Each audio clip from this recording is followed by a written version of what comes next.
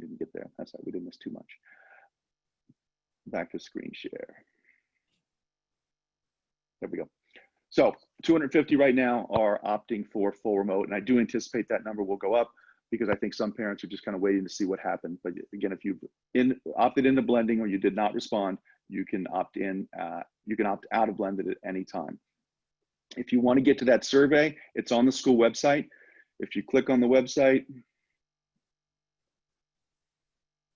and you go right here to update learning options for the fall, and you click there, in this letter, there's a link to do that. We don't see that, so I guess I got to reshare. The hyperlink isn't, I guess, maybe working. Okay, so bottom line, when you get to, there we go. If you click this hyperlink, it's right on our website. So if you go on 49 online, and toward the end, I'll come back and get on the website because there's a couple things I want to show you. Ms. Snell, if you could just remind me to touch on that so parents see where that's at. We are going to begin cohort formation soon.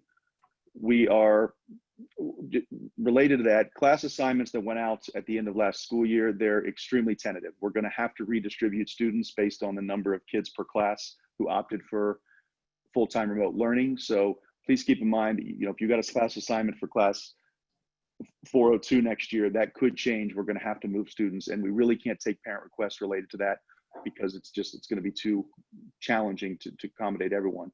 We will do our best to accommodate requests for days and siblings. Those are the two things that we're going to do everything we can to prioritize. Siblings particularly, and then days. The default, if you have not told us otherwise, that we're going to assume parents want siblings on the same day in the same cohort, and we will do that.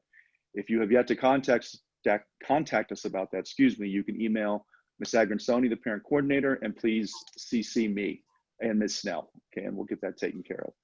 But we don't know, we'll probably have your cohort assignments may not be shared with you until much closer to the school year, until the end of August. That's when we'll start to kind of have a real idea of how many students are going to be in person, and the cohorts will be solidified, but we'll do everything we can to get those to you by like the end of the 3rd week in August, maybe right into the 4th week in August. It will be our goal. Just want to clarify, I mentioned this the last meeting, but I want to clarify again, the difference between remote learning and homeschool, because I still get some questions from parents who kind of contact me and say, listen, I'd like to homeschool my child, and I want to make sure everyone's clear on that. If you opt into remote learning through the DOE, you're still a 49 student, and your child will remain on our register. It's just they'll be learning remotely full-time until you decide to opt in at one of the predetermined points. If you decide, if you homeschool your child, you're withdrawing your child from the Department of Education and taking responsibility for your child's education, so that your child will then no longer be on 49's register. Either option is fine. I mean, I'd rather you didn't homeschool because we'd love to keep your children. But if you opt for that, that's perfectly understandable. I just want to make sure people understand the difference there. So homeschool, you leave 49 and you actually lose your seat. Now, if you're still zoned, you could always come back in. However, you have to keep in mind that if that grade fills up, there is a chance you could be overflowed to another school down the road.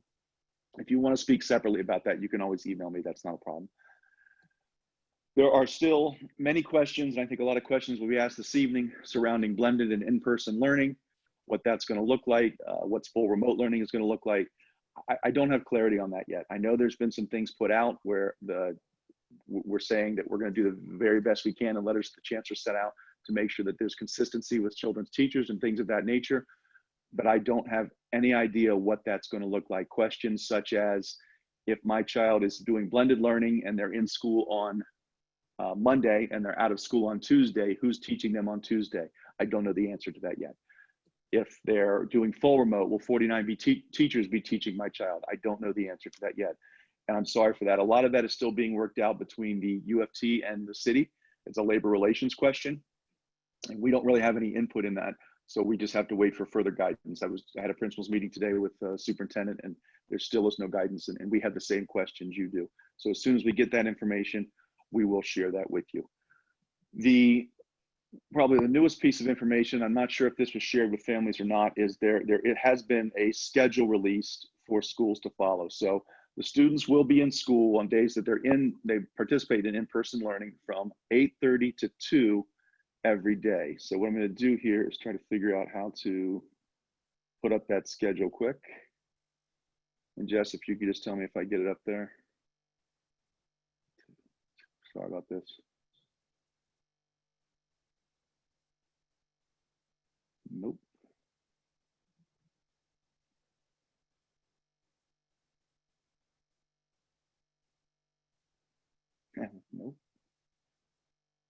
right, starting to feel the pressure here. Bear with me 1 second. Good thing I can only hear Jess laughing. Where is... Well, no one else, you can't hear everyone else, right? So That's just the hear me. point. I know. That's why. That's why it's not so bad. Kim's being kind. Thank you, Kim. I do apologize, folks. Bear with me. This is exactly what I make fun of other people on their webinars for. And I don't know what document was that in. That was in the... All right, I'm going to stop sharing for a second and search without you watching me so I can figure this out.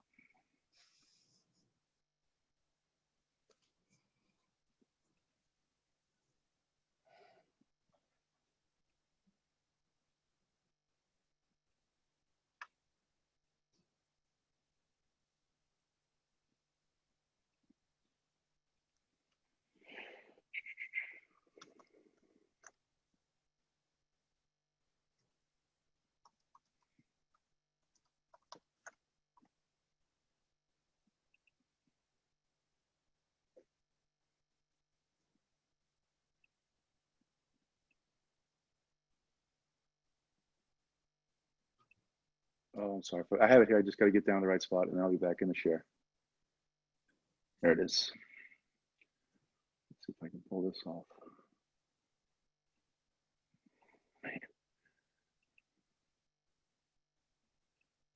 Okay, here we go. You know, Jess, is that there? Yeah, it's there. Thank goodness. Okay, so this is what the schedule would look like, folks. The children will be in school every day from 8:30 to 2 p.m. And they will have 7 instructional periods. They will eat lunch as an instructional lunch. So they'll be taught during lunch in the classroom. Right now, the guidance says we cannot use the cafeteria for lunch. Is Word back up there, Jess?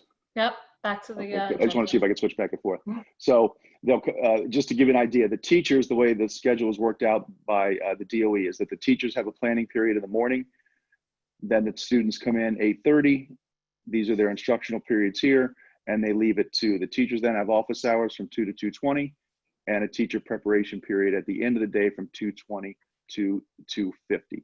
So the instructional time, again, 8:30 to 2 each day, and it's 5.5 hours of instruction with lunch eaten in the classroom during an instructional period.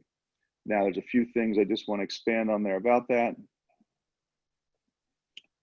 The teachers, during that schedule, the teachers will move, the students will stay in the classrooms. The kids will be in the classrooms and they will not be transitioning between classes, except possibly, like say, to go to gym, or if we get them outside for time in the schoolyard if possible. Speaking of that, I mentioned lunch in the classroom. Outdoor play, there were some questions about that last time. We'll do that as often as possible. It will be limited in the beginning, if at all, because the first thing we have to do is make sure that we can do this safely, get the schedules down, get the teachers transitioning, and really learn the instructional schedule first. So that will be some time before we move to that. And this year, we will not be using Juniper Park for any outdoor time. I kind of mentioned at the last one, I'm just not comfortable over there. We can't control that, and I can't control who the children are exposed to when they're in the park. So we're going to any outdoor play or outdoor activities will be limited to the schoolyard or maybe the school perimeter inside the gate where the garden and things like that are. As far as within that schedule, as far as questions about services for IEP students and ENL students in either model, we're still awaiting guidance on that. We're not sure what that's going to look like. We will make sure they get their services. The how is, it's a legitimate question. It's one that, as a principal, my colleagues and I share that because we're not exactly sure how to match that up with the schedule, but we will make sure that we do everything we can to make that happen. Logistical things like restrooms. There will be fewer open during the day. The plan is to have staff outside of each restroom, making sure that students go in one at a time. Desks and lockers, we're not going to be able to use those for students to store things, simply because each day there's going to be a new set of students in those desks. And if students leave things in the desks and then the next student comes in, number one, there's no accountability, but the other problem is the cross-contamination of students leaving things on desks and lockers and then switching them out every day. So it's like students' jackets will have to be on the backs of chairs as opposed to being placed in lockers. I know it might seem, well, you could easily hang jackets in a locker each day. My thought is if a child has a water bottle they've drank out of, if they have a tissue in their pocket, anything that could be contaminated, I just not comfortable with students sharing the lockers, and the lockers aren't going to be cleaned out inside each day. So we're not going to be able to use those for, storage for students. I know there'll probably be some questions on the schedule, and I've spoken to a few of you at different times. This really applies to everything. I don't want this next one. As far as comparison to other schools, I've had several conversations with parents who point out, one school is doing it this way or another school is doing it this way. Every school is a little bit unique, and every principal is responsible for their own building and has to make decisions. I've certainly heard all the input I've gotten from parents, but at the end of the day, I have to make decisions that I'm comfortable with, as far as the student safety, which is the number one priority, and trying to make the instruction as much continuity instruction, as much continuity of instruction as possible. So you may see schools doing things differently, and quite honestly, don't believe everything you say. Some of the suggestions that parents have told me they heard another school is doing, I don't even know. I've been told exactly the opposite in our meetings. They know that's not even a possibility. I was speaking with a parent the other day, and they had heard that one school is going to go full remote. And when that was floated, that was shot down immediately. And actually, it was an article in the Post the other day. I think the Stuyvesant put in for that, and they were turned down. So I'm not real sure. Some of the things that people may be hearing about what schools are doing may not be accurate. And then some parents have brought up things that Catholic and charter schools are doing. That's not really we can't really compare ourselves to them because they have different sets of work rules and things of that nature, and they're governed a little bit differently. So, every decision we make as far as scheduling and the model we use and the safety precautions, I can assure you it'll be in the best interest of the students. And at this point, I'm certainly always open to suggestions, but we're getting to the point where I really have to start making some very specific decisions so that we can be ready to go by September 10th. One big one here, and I know this is going to be an issue for parents, and I have to apologize for it, but there will not be any early drop-off. We don't have any way to do that. We are not able to have large numbers of students in the gym or the cafeteria, and there's just nowhere to house the students. Now that raises questions, where the student's going to be.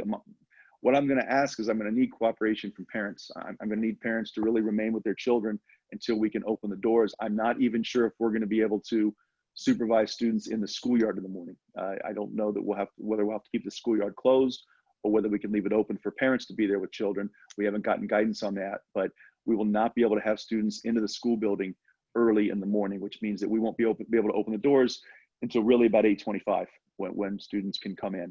And again, that's something that once that does get ironed out a little more specifically, I'm going to need a lot of cooperation, help with parents. I know that's going to be difficult with work schedules, but right now there is no workaround with that because we just don't have anywhere to safely supervise the students in the morning. Related to entry and dismissal, at this point, we're considering multiple entry points to avoid that log jam when we do. So perhaps kindergarten might enter on Penelope. We might have certain grades entering through the schoolyard, maybe certain grades coming in through the front entrance. We haven't sat down and discussed the specifics of entry, but those are the kind of things we're thinking of.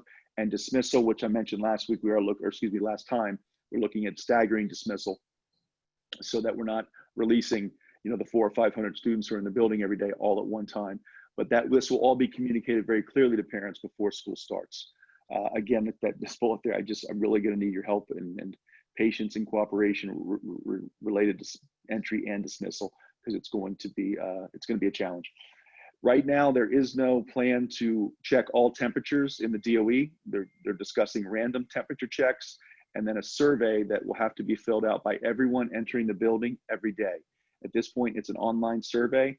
The link I don't think has been shared with parents yet. It was shared with administrators, and I actually just checked it out to see what it looked like. I think it's 4 questions. It asks, do you have a temperature above a certain number? Have you tested positive for COVID? Or have you been exposed? Or do you have symptoms? I'm paraphrasing, it's something along those lines. If you answer yes to any of those questions, you are denied entry to the building. You get an email saying you're not able to enter. If you answer no to all of them, the email says you're cleared or something along those lines, and you have to present that each day that you come in the building. That's for staff, students, and visitors. Now, the logistics of that are tricky because I'm not sure how the students are going to present that. It was stated they could be shown in an email. So if students have a device, they could show that on that device. Parents may have to print that out and send it in with the child every day. I know that might create a hardship for families, and we're not real sure what the workaround is around that yet, but we will, again, just keep you posted. But that is currently the plan, keeping in mind that we could end up going to full temperature checks if that's something the state dictates that has to be done. If you are visiting the school, we're going to, as I mentioned last week, visitors will be extremely limited during the school day. And I hate to say that because I think you know that I really enjoy having parents in, and I mentioned last time just speaking in the lobby, my office, the main office. It's just not something we're gonna be able to do for the foreseeable future.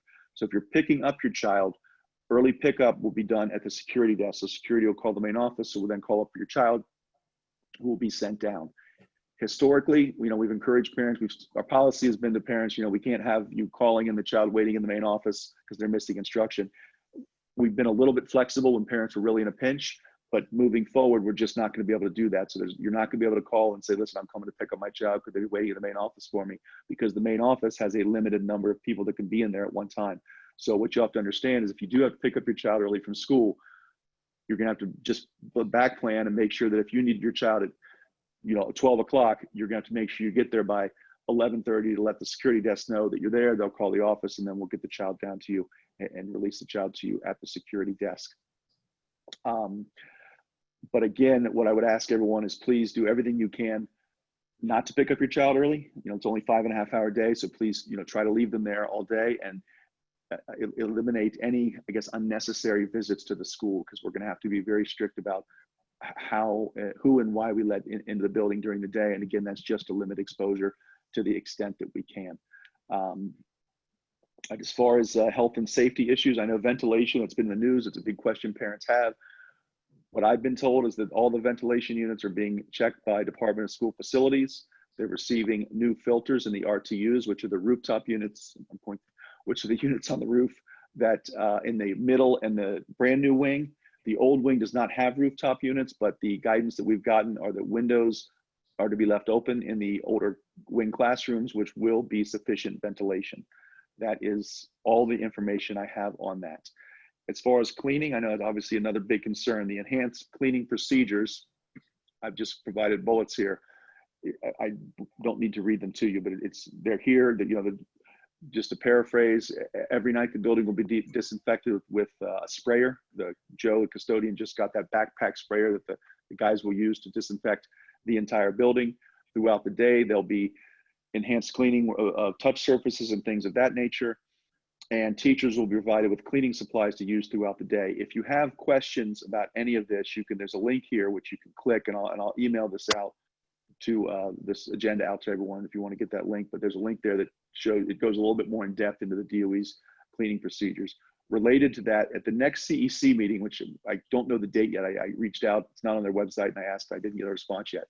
The next CEC meeting, Hugh Dodonna, who is the supervisor for school facilities for our area, he's supposed to be at that meeting answering questions for staff and parents. So it might be a good meeting to attend. It's online, obviously, but as soon as we get that information, we'll make sure that we share it with via all our social media sites. So it might be a good one to attend so that you can hear what Hugh has to say about it and what their approach to this is. He might be able to give you some more specifics. As far as staying up to date, continue to monitor our website, the PTA websites and Facebook page. They're linked on our school website, and I'll show you that in a second. And then the DOE's website, it's schools.nyc.gov. If you hear something in the news, don't assume it's completely accurate. There's a tremendous flow of information. I'm inundated with emails and new memos and letters and things like that, keeping principals up to date on what's going on. And oftentimes I'll read something that is shared with me from Central, and the way it's reported in the news is not always what I'm reading. So the best bet is to monitor really the DOE's website for the overarching policy questions, and then we will get, we share the letters and things like that out via the website. The PTA has been great about blasting that stuff out and sharing it as well. But it's important to monitor those sites regularly just to make sure you're up to date. So what I'm going to do is I'm going to stop the share on that one. I'm going to come back to, no, that's not what I want to come back to. Bear with me. I'm going to pull up the website just to go over a couple things that there it is.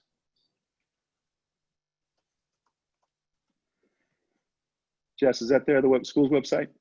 Yes. Excellent, thank you. Okay, a couple things, just this is probably review for many of you, but just to make sure that you're clear. I had mentioned earlier, right here, update on learning options for the fall. If you, at any time, if you didn't respond to the survey or you opted for blended learning and you've decided, I'm gonna go full remote, You just follow this link right here. There's a few links you have to follow, and you can go ahead and put your preference for full remote in there. When we post letters, you know, as far as the reopening letters and things like that, you'll find them here in the news. And then I'm going to post this webinar here. If I think a lot of you know that, you know, I do have a YouTube channel. The link is here, and the webinars are recorded and posted at that link as well. One thing about this website that I'm not sure everyone's aware of is it translates into, I don't even know how many languages, just about any language you would need.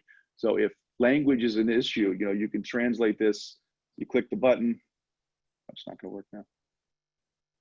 Click the button, and you know, now it's translated into Arabic. Let's see if I can get back. It's just that easy. What I do? Well, it's easy to get it translated. I'm not so sure how easy it is to get it back. Let's type in English, see if that works. Well, you can translate it, is really the bottom line. Put this back in. Sorry about that. There we go. The other thing I want to point out is the link to the PTA website, or excuse me, the link to the PTA site is if you click on parents and go down to PTA, and then you just scan down their Facebook information, their Remind information, and you can sign up for that any way you want to. I highly, highly recommend that if you have not signed up or you're not following the PTA on either Remind or Facebook, that you do so. They've been great about helping us share information out quickly. Ms. Agronsoni gets it out. There's only one of her though, and she's spending a lot of time with summer school and help parents get signed up, and she's a little bit inundated. So the PTA has been fantastic about helping us share information with families. So please make sure you take advantage of that. And I believe that was it right now for the website. I'm going to go ahead and stop sharing. And I think, Jess, did I leave anything off the agenda? Did I overlook anything? Bathrooms? I thought I mentioned that the bathrooms will be monitored. Did you say that? Then well, who knows? There's every chance I did. Yeah, we are going to probably limit the number of bathrooms that are open, just so we can control the flow of traffic and make sure that we have somebody monitoring those. Now, the other thing I want to mention after saying all this is everything continues to be very tentative and is based on staffing. Speaking of staffing, I'm sure you've heard that DOE staff can put in for accommodations to work from home. Some people have asked how many staff we have. At this point, we have 10 staff members who have requested accommodations. Those are just requests right now. They have not been approved. I'm not really at liberty to share who that is. It's, you know, medical information, and there might be some HIPAA things there. I mean, obviously, when we get back, if a staff member is not in the building, you're going to notice that. But right now, I can't really share who those staff members are.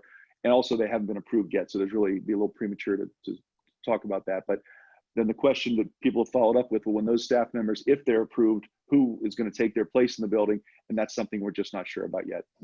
We as principals are awaiting the same guidance, and we don't have that at this time. But you know, once we find that guidance, we will get that to you. Anything else I forgot, Jess, before I start looking at the questions? I don't think so, but Alex is texting me now. So if anything, I'll just jump in. Okay. So I'll start with the Q&A, and then I'll go to the chat. And again, I'll do my best to answer the question. I'll read them out loud and do my best to answer them. Where can we see the dates for opting into blended learning if we originally chose the remote learning option? Those dates, to my knowledge, have not been released yet. I'm assuming principals should be informed, and as soon as we get that information, we will share that with you. My understanding is it's going to be quarterly, so you can sort of divide the year up and kind of consider it that way. But to my knowledge, they have not been shared yet. Is there any plan to improve remote learning quality? Yes, I mean, the city is supposed to be giving us, well, for one thing, live learning is now going into the fall. Live learning is now a requirement, and we're constantly looking to improve remote learning. What the schedules will look like exactly, I don't know. Again, the students that opt into full remote, we're not even sure who's teaching those students at this point. But you know, at 49, as a school, we're always committed to trying to improve the quality of the remote learning. And I think citywide, that is certainly a goal. Some of the logistics have yet to be worked out, but yeah, that is certainly a goal. Will early morning drop-off be available? I am sorry, we're just not going to be able to do that. You know, barring some change in social distancing capacity for classrooms or staffing, we just don't have the capacity to do that in the morning. And I do know that creates issues for parents. Will children still be using Google Classroom and learning remote from home? There are two platforms that are being recommended by the DOE, Google Classroom and iLearn. Right now, our inclination is to stick with Google Classroom. I believe the plan, we had hoped to have iLearn in place and fully functional by the beginning of the school year. I don't think it's going to be, so we're comfortable with Google Classroom. Right now, that's probably what we'll stick with the potential of using Zoom as a live learning platform through Google Classroom. So that is the plan right now.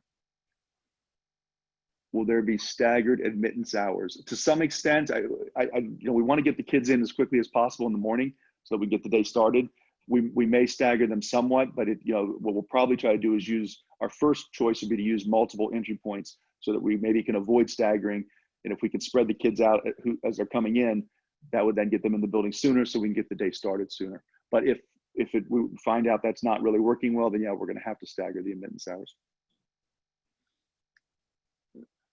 Sorry about that. Why have the enrichment centers been open throughout the pandemic by the DOE, and Monday and Friday are the city schools will not be? Why?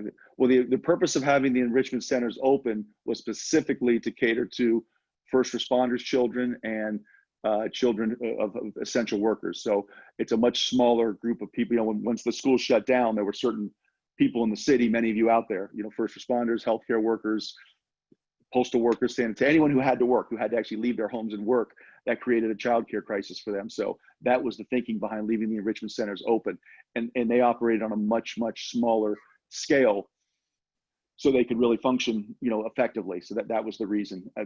Having all the kids in school just was not deemed, and staff was just not deemed safe, in the midst of that pandemic. Is Nurse Cindy equipped to test for COVID? No, schools are not equipped to test for COVID. What are your PPE requirements? Good question. Right now, the only indication requirements are masks. There's nothing that indicates anyone's going to have to do anything besides mask. There is no requirement that you do need a mask with a face shield, but there is no requirement with a shield. There are some circumstances where students have documented health situations that I believe they can be excused from the mask requirement. I think those are very limited. And to be honest with you, I'm not exactly sure how a parent would go about requesting that. If you have a child in that situation, you could just hold off on that right now, because I'm really not sure what that would be. That's been mentioned in some of the literature that's been shared. But right now, the PPE requirements are masks. There's no indication of any specific kind of mask. One parent asked me if I'd recommend a mask. I'm really not comfortable doing that. There's, I'm not an expert. I know you'd have to really consult with like a healthcare professional if you really want to find out what the best mask to use is. Speaking of recommendations, I'm going to jump back 1 second. I apologize. Some parents have asked us to recommend whether or not their child should participate in blended learning or full remote, and we just can't do that. That's a parental decision. It's something you're just going to have to decide on your own. I don't want to. That's something that a family's going to have to make that decision on their own. I can't say one's going to be better than the other. It's also a health and safety issue. I'd feel terrible if I made a recommendation to someone and someone's child, God forbid, got sick or something. So that's really something that parents are going to make a decision on their own. And I know there's a tremendous lack of information as you try to make that decision. I'm also a public school parent, as I've shared many times, and I'm in the same boat there. So I understand your frustration. How can we collect the supplies left in the classroom from last year? The supplies are all in bags in the classrooms. We're going to have those on the side when we need them. I don't know quite the logistics of that yet. If there's the one thing I would ask is just consider what you really need. I know there's things in there that some people might need, but if you get to the conclusion that you really can live without what was in your child's desk before you left, lockers will figure out that those might be jackets and things like that. I understand you need, but if you can come to the conclusion that whatever was in the desk you may not need, just consider that. But we'll figure out a system that we get things back to kids. The custodians have bagged them in individual bags and then one large bag in each classroom, so it shouldn't be too difficult to get to that stuff once it's safe to do so. Is there any word on how the high school application process for 8th graders will happen? Nothing at all right now. I'm sorry, I don't have any information at all. And again, that's something else as an 8th grade parent that I'm also share a concern with you. As soon as we get that information, we will get that out to you. I've said it before. I know that's a kind of an added stress for everyone, especially those of us that have graduates. And the only thing the advice I would give is just try not to stress that. The things we can't control, as parents, all the kids are in the same boat. Every 8th grader across the city is in the exact same boat. Every graduating high school senior is in the same boat. You know, the high schools know this, the colleges know this. I think we should maybe focus on what we can. And, you know, it's a good question. I just don't want people to add stress to their lives by worrying about something that we really can't control right now.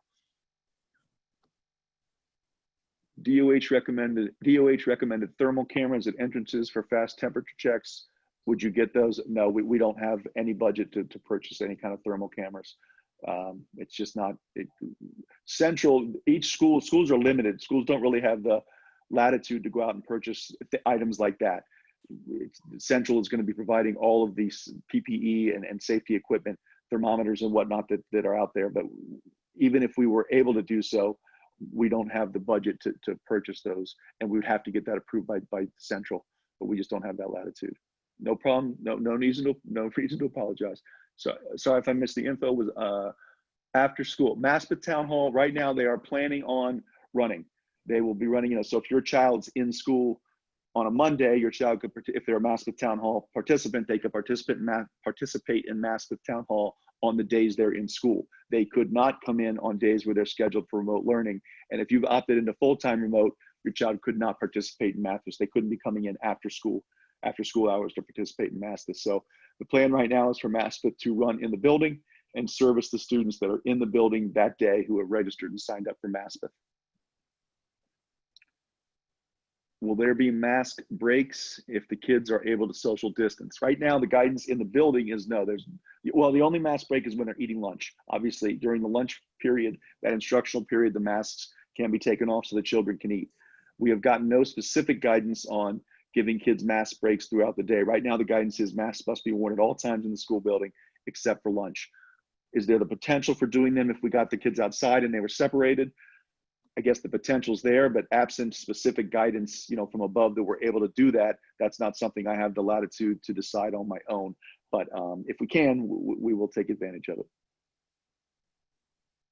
Please put I will put that daily schedule up in 1 second. Let me just finish here and I'll get that schedule back up. Excuse me. And if I forget, Ms. Snell, if you don't mind reminding me, or if someone could remind me in the end to come back to that schedule. Yep. Are they going to improve the response time for difficulty with the iPads? That's a central question. I can't answer that, to be honest with you. The iPad distribution, particularly those with that come with wireless remote already installed, those are all distributed by Central. I know it's a priority to make sure that they have more devices and can get the devices out and troubleshoot things more quickly, but I can't speak for the capacity to do so at this time. How early can we drop off our children if school starts at 8:30, considering what time to take the random temperature checks? I mean, truthfully, we're going to be opening the doors about 8:25. We don't have, you know, and that's going to create line problems. I do know that's probably the next question. That's a big one that we really have to sit down. We started kicking it around yet. I don't exactly know what that's going to look like, but we don't have the capacity to, you know, even once the kids are in the building before 8:30, we have to have a classroom where there's a teacher to supervise them to go. So it'll be very close to 8:25 or 8:30. I assume, though, the survey piece, I don't think those will be checked at the door. My thinking on that is those for the students will be checked in the classroom, and then we could go from there. And the random temperature checks, I don't think that would cause a lot of holdup. I think my vision of that right now is, you know, just as students come in, they might just be pulled aside, so it wouldn't hold up everyone else from going in. Yes to Maspeth, we just spoke about that one. For new kindergarten students, can we request a laptop from the school, or do we have to request from DOE? That is a very good question. There's two answers to that question. If you're in full remote, right now I believe the request procedure would go through Central DOE. If you are in blended learning, that's a question that hasn't been raised yet. If we are in blended, see, here's the issue right now. It's really a supply issue. When we first went into this in March, there was just a push to make sure we got as many devices in the students' hands as possible, make sure everyone could connect. Coming back into the school year, the devices that are left in the building, we're going to need those for the students that are in the building. So to the extent we can, we could, you know, if students are in blended learning and they need a device, we could try to get them devices. I just don't know right now if the school has we don't have the inventory to supply every family with devices. So I'm just going to write that question down because that's actually a new one. Devices, sorry.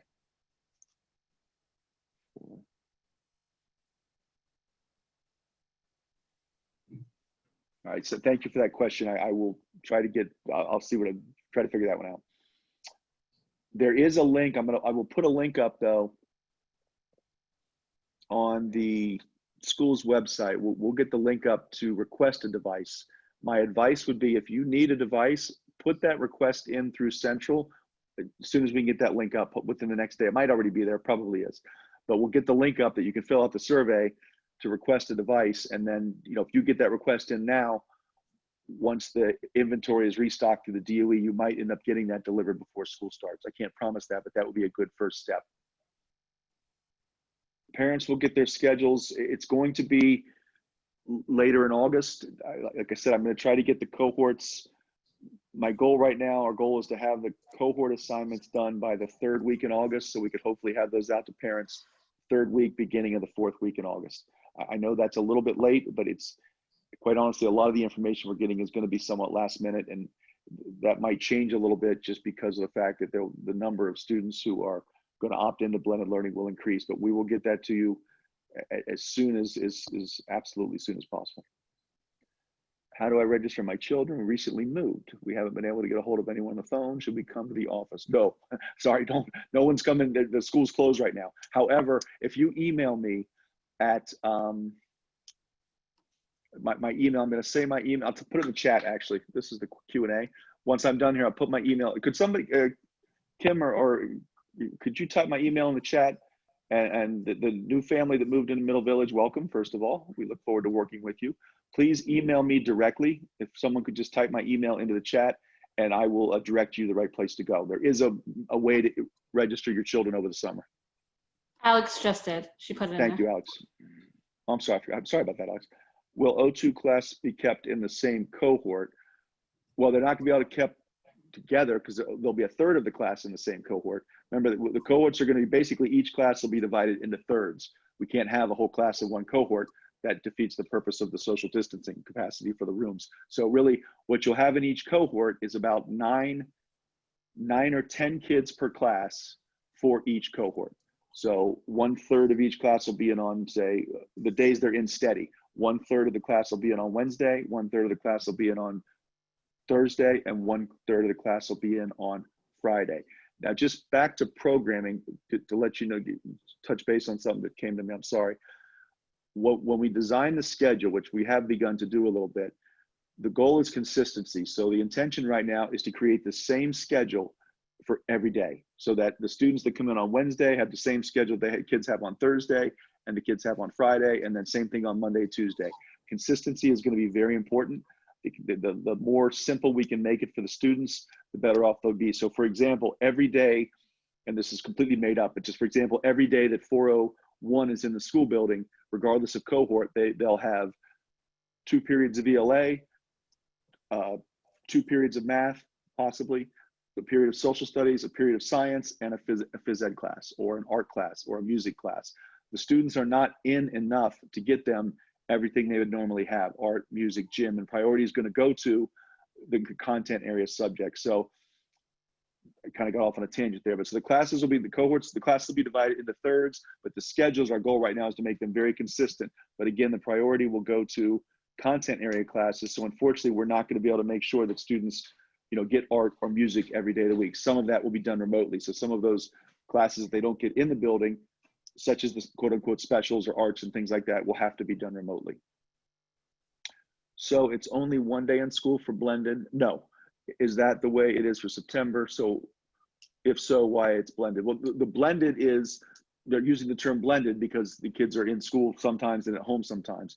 The way the schedule will work is that the students will be in school twice a week for 2 weeks, and the 3rd week they'll be in school once 1 week, and then that cycle will repeat. So it's 1 or 2 times a week. And I guess the term blended is the fact that it's a mix of being at home and in school. And they're really, with our class size and the spacing limits in the classrooms and the number of students we have, there's just no way to get them in the school any more than that.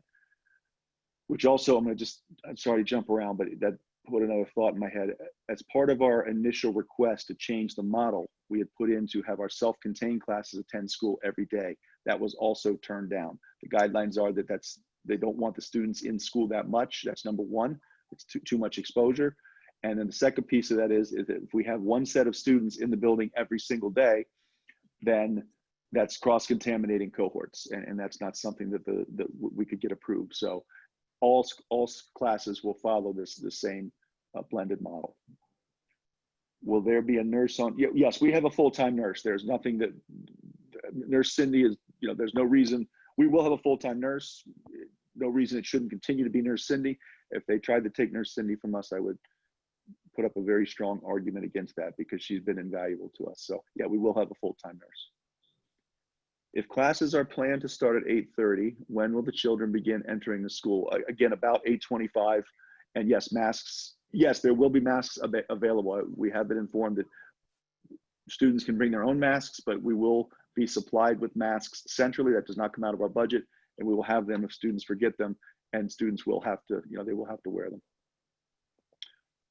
What is the teacher to student ratio? It'll be about 9 or 10 to 1, because we're divided up into cohorts. So, again, there's about a third of the class in school every day. So the students that are in-person learning, their ratio will be around 9 or 10 students to 1 teacher. I don't know the ratio for full-time remote. We have not gotten guidance on that yet. Students that are getting speech, and good question, speech, related services, speech, OT, PT, I'm sure I'm leaving something out, I apologize. We're not real sure exactly what that's going to look like that yet. Obviously, if the kids are only in school once or twice a week, some of that will probably have to be done remotely. That has not been ironed out yet, and I apologize. We have the same questions as principals, and our speech providers are asking the same questions, and our OTs and our PTs. Unfortunately, we just don't have that information yet. During school hours, will the guidance counselor's office be open? Yes, yeah, Ms. Biglietta will be there. So, students, our guidance counselor will be there, every day. Will there be temperature checks? No, right now there will not be. That's a citywide, and schools don't have the latitude to enforce that on their own. So the plan is random checks, and then, like I said, the online survey that needs to be filled out every day by students or their parents. And I do know there's some logistical questions there. I share those questions, and I have to figure those out as well. With all the literature you showed during the eZoom, yes, I'll share. I'll share the agenda and anything I can share. Yes, we'll make sure that's posted on the website. Absolutely. Again, how many kids in a class at once? About 9 or 10. There will be no COVID tests given in school. What are the school's plans if they identify a positive COVID test cases in school? Good question. There is a protocol in place right now. It was released publicly the other day. There are certain thresholds that have to be, I guess, met. If a student, we really wouldn't know if a student is positive, absent a test, which we're not doing in school. But if a student comes to school and ends up being symptomatic or not feeling well, that child will be placed in an isolation room, which is a classroom. It sounds harsh, but it won't be that harsh. Be isolated in a classroom with a staff member until the parent can be contacted and brought into school. And then the families are encouraged to get the child tested. If the test comes back positive, that child's class is quarantined for 2 weeks. They cannot come to school for 2 weeks. If you have, and I'm paraphrasing, I will make sure that this is posted. It's actually on the link to the health thing too. It's in detail there.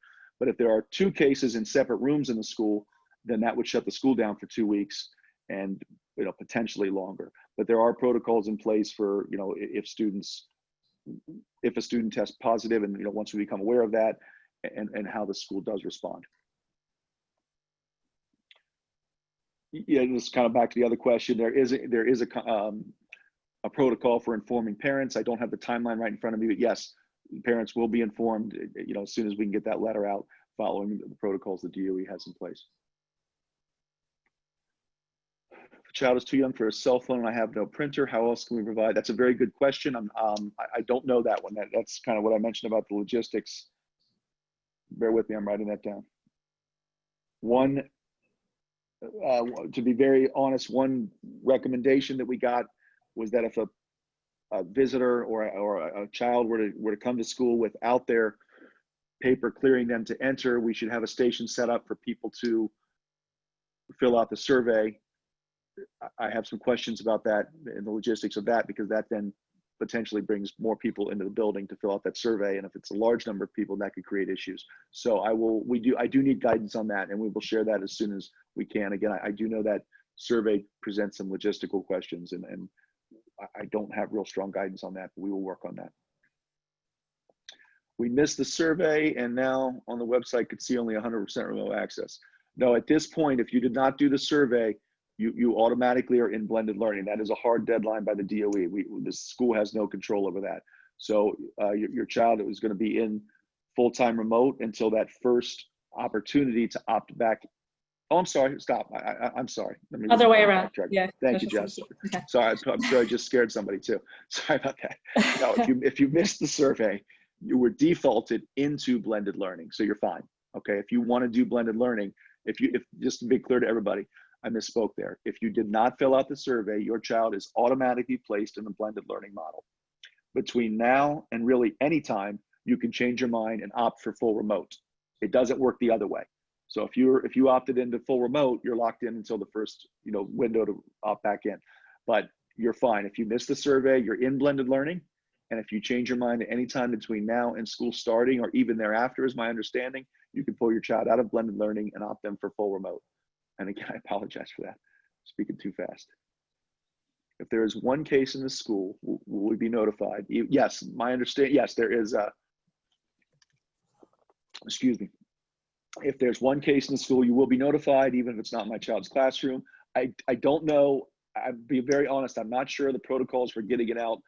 I'm assuming that same day, that some of that would be electronic. We obviously can't get hard copy letters home. And if I pull him out, will he be penalized if it's not close to the quarter? The quarter date, like in the middle of probably in other those words, quarters. there's no penalty for changing your mind. If your child is in blended learning, in-person learning, and on September 26th, you decide, I'm really not comfortable with this, I'm going to go ahead and opt into full remote, nobody's going to be penalized. Nobody. I promise you that. Okay. And that is a school policy. So don't worry about that. We will work with you and make the transition as smooth as possible. I'm saying that not having any idea what that's going to look like, but I promise you we will work with you on that one. Any parent that, end of the year gets uncomfortable and decides they want to keep their child home, we'll do everything we can to support you in doing that. How do I find out a new kindergartner's ID number? Good question. Miss Agronsoni, would you mind posting is Alex still on? I didn't give her talking. She doesn't, but she's listening. She's there, yeah. Okay. She said yes right now. I didn't see her name. I was like, it was just Alex. Maybe that was her, but I didn't see a last name, so I wasn't sure. Yeah, Miss Agronsoni is our parent coordinator. She'll type her email address into the chat, and you can feel free to reach out to her and she can help you. Okay. Again, with Miss Agronsoni, there's one of her, and she really is working extremely hard and really getting a lot of email communication from parents. So please be patient. She'll get back to you. I promise that. If you don't hear from her, in a few days, feel free to follow up, but just please give her your patience because she is juggling a lot of parents. Will teachers use apps to block children that lose focus while doing schoolwork? There are some in Google Classroom to lock screens so they can only work. I mean, I potentially that's something we could do. That would be on a case-by-case basis, and I wouldn't want to lock any children out. But if there's an issue where a student in a Google Classroom is maybe not participating as actively as they should, or doing things that are consistently distracting, that's a conversation that we would have with the parents and maybe explain that there is the potential that we'd have to maybe block their access to some extent, but we would handle that as with the parents. If the children have their own devices and they are in blended learning, will they bring their devices to school? That's a good question, and it came up the other day on another meeting. I'm sorry. With the staff. Yeah, thank you. I'm not averse to that. I got to just make sure that there's no issue. I don't think there's a problem there. And we have had students in the past that bring in their own devices. I don't see why that would change. There's a little bit of a liability thing. The school really, if the device is dropped or damaged or things like that, we can't really be liable for it. But I don't see any reason, but I will verify that and make sure that we get that out like in the next meeting. Has the DOE released remote learning schedules? As far if you're talking about full remote, no, those schedules are not released yet. We do not know what those are going to look like. Even the blended learning, on the days that children are remote, we don't know what those schedules are going to look like either. Right now, I think the biggest issue is the fact that we're not sure which teachers are going to be teaching on the days the children are either when the children are fully remote or on the days that the children are at home learning. How will I find the group of my kids? We'll share your children's cohorts. We'll use email to share the cohorts. So we'll probably use the child's DOE email address to share the cohorts. If you're incoming kindergartners, we do have email addresses for you. So it'll be electronic is the way we'll do that. And email would be the way. And what we'll do is when we do share that information, we'll put something on the website letting you know if you did not receive notification by this time, please contact us and then we can get you that info. Is there a possibility that if enough students opt for remote learning, that a particular grade of the whole school could attend more frequently? No, we're not going to be able to change the cohort. We don't have the latitude to do that. Any of those changes would have to be approved by central, and that's just not, it's not a possibility. And one of the reasons is, which is why we put in for the exception in the first place, is we have to also plan for the opposite, that if quarterly, if more students opt back in, we have to make sure we have enough room for them. But no, there is no way to go to like an A/B schedule. We would have to have just too many students out, and we're not able to change the decision once it's been made. How do I find out? Again, we'll share the children's, now if you're talking about your child's class assignment, the class assignments were emailed to the students' DOE accounts. Yes, Jess? The DOE accounts, yes. Yeah, your child's class assignment was emailed to their DOE email address. If you're not sure of it, you can always email Ms. Agransoni, the parent coordinator. She can help you with that. And now if you're talking about the cohort, those have not been released yet. And again, we're going to have those ready to go out third week in August, maybe the beginning of the fourth week is what we're shooting for. Just to clarify, O2 students will be kept together. Yeah, the honors classes aren't changing. The wild card is we're not real sure what testing is going to look like. There's a change. We don't know yet what the plans for state exams are, but the classes are still going to be honors classes. There'll be about, well, children per class. I'm going to go with children per cohorts because that's what will be in the bill. The question is how many children per class. There'll be about 9 or 10 students in the children's classes every day. Is there a mailing list, or should I just check the website frequently? You should check the website. You should contact the PTA. They have, like I said, when I showed earlier, the PTA's Facebook or the Remind app. That if you get on that, then they'll send you. They blast out regular updates. We do have a mailing list. We're having trouble with our system right now. For some reason, it's not letting us update, and that's been an ongoing problem. But the workaround for that is if you get on the PTA's list, then they get the exact same information. Again, I got to thank them because they've been great about that. Checking the website frequently is also a good idea, but I'd strongly recommend that you get on the website, go to the PTA tab, and then scan down and follow them on Facebook, and then get on their Remind as well, and you'll get the information. If I opt for blended learning, will my child be entered in that option by default, or will I need to complete a form? Well, the form's closed, but if you didn't complete the form, then they're entered in there by default. So you're in blended learning. And again, if you change your mind on that, you can opt out of it anytime. You just can't go the other way. What happens if another child gets tested for COVID? Will the class get quarantined? If a child in the children's class tests positive, that class will be quarantined. If there's more than one positive test in 2 different classes, the school will then be closed. Will this webinar be available to see again? It will be on the on my YouTube channel. It'll be posted there probably by tomorrow morning. And again, that link is on the school's website, 49 Online. If you get on there, you'll see a link. It says link to Mr. Carty's YouTube channel. I'll have that posted up there. We're not sure when we'll know teachers for remote or blended learning. We just don't know that yet. Will we need to provide tests before starting school? I'm thinking you're meaning COVID tests. No, right now there's no requirement for any students to get a COVID test before starting school. And right now the DOE staff are just being strongly recommended to get tested. There is no requirement right now in the DOE for anyone to be tested. If the teacher or the quarantine class teaches another class before the test results for that child comes back, are the other groups then also quarantined for 2 weeks? We're not sure about that. If there's exposure to other groups, then there is a chance that there will be multiple classes quarantined. Yes, that's a good point. No reason to say sorry. I did talk about the school supply list, but I'm sorry. Yes, but it's no problem. Don't worry about school supplies right now. And what I said earlier, there is some uncertainty as to whether or not right now we're opening. That's the plan, but things could change. If the positive tests go up over 3% in New York City, the schools will not open. And there are probably other factors that could affect that. So I really want to avoid parents going out, spending a lot of money on school supplies only to find out we're going to learn remotely. I know, many parents and families have been affected financially by the past, 6 months, and I just don't want people spending more money than they have to. So don't stress school supplies right now. Once we get started, we get back in, obviously the first day, notebook, some pens, very good idea, folder, something along those lines, but keep it minimal, and we'll work with the children until people get a chance to get stuff. Would masks, sorry, my glasses. Yeah, mask wearing is enforced. It's mandatory. Would the full remote be taught by the same teachers? We're not sure which teachers are teaching full remote or blended. To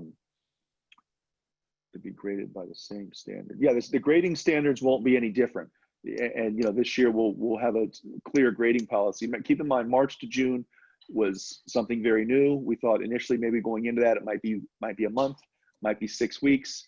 And then, boom, the whole thing shut down. So there was a lot of latitude in grading. Going back into the school year, whatever model we follow, whether it's blended or full remote, children are going to be held to stricter grading standards. So everyone will be held to the same standard. And again, I do understand that there will be some families that this will place an unreasonable burden on. So we will not penalize children, but there will be obviously stricter grading standards enforced, and we'll work with individual families as necessary. Dismissal, where will you pick children up from? We haven't figured out the exact logistics of that. We'll make sure that's shared clearly with families before we get back. Probably similar to what we've done in the past, as far as using, the Penelope, the schoolyard, and the other side entrance. We may have to add the front of the school, potentially, just to make sure that we keep students separated. Although if we stagger it, it may not be necessary. So pickup will be similar. It'll probably just be staggered as the children come out. Attendance is there's no specific model. If students are full remote, then it will be probably similar to what we've done since March and over summer school. Is students will be marked present by their interactions online. Obviously, when they're in the building, they're marked present or they're marked absent. On days, students who are participating in blended learning, on days where they're at home, their attendance will be taken electronically. So many teachers like this year would start the day with a question, what's your favorite color?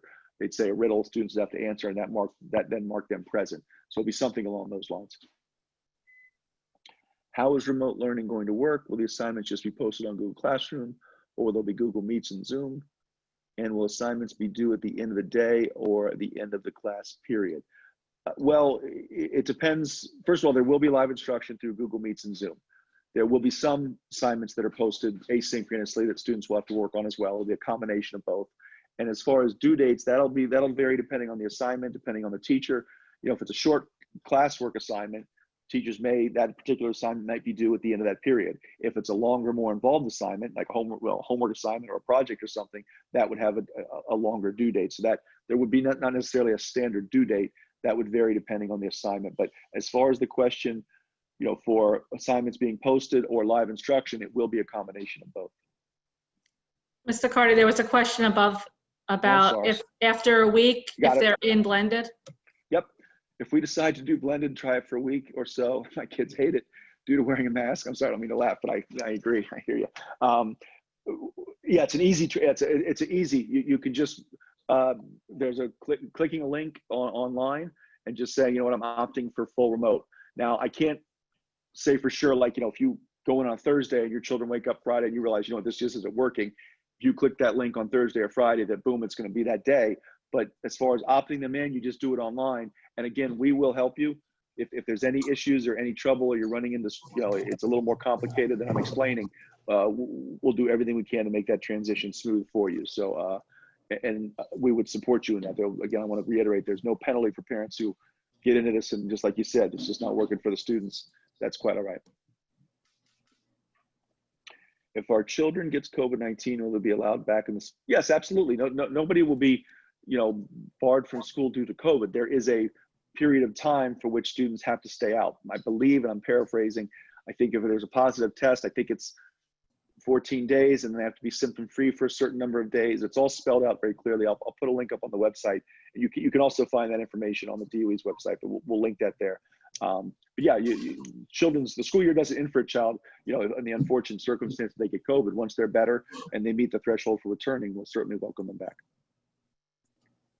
If we are blended and not for 100% remote at any point, how soon will this take effect? Again, that's kind of what I said. I'm not 100% sure, but it's my understanding is it'll be pretty quick, and we will do all we can to support you in that transition. Will children be expected to bring a device to school as well? I don't know if they'll be expected to. If children opt to, we would support that, barring any guidance that children are not allowed to. We can't really make that an expectation because not every child has a device. So it wouldn't necessarily be a requirement, but to the extent that families want to, I'm fine with that, unless I get different guidance, which I don't really anticipate. I don't think it'd be an issue. If we opt in for blended and the student is sick, like with a common cold on the day they attend in-school learning, can they do remote learning that day? Or, yeah, they could participate. Well, that's a good question. What I would assume is they would probably have to participate with the students who are in blended learning, and I'm not exactly sure what paraphrase the question. If your child's sick on an in-person day, can they then participate in learning at home? Yes, I wouldn't tell you flat out no. I'm just not sure what the continuity would be like there, and how they'd probably access their class from home and participate in whatever assignments the other two cohorts from their, excuse me, the other two cohorts in their class are participating in. Thank you. I see PS, it's also asked in the chat. I'll make sure I ignore it the second time, although I don't think I answered it that well. But we would do our best to figure that out is really the short answer. It's not like if your child's sick, we're gonna, eliminate them from learning at all. If, to the extent that we can, they certainly be welcome to participate with the other cohorts. I answered that about the child returning if they end up with COVID. Yes, of course.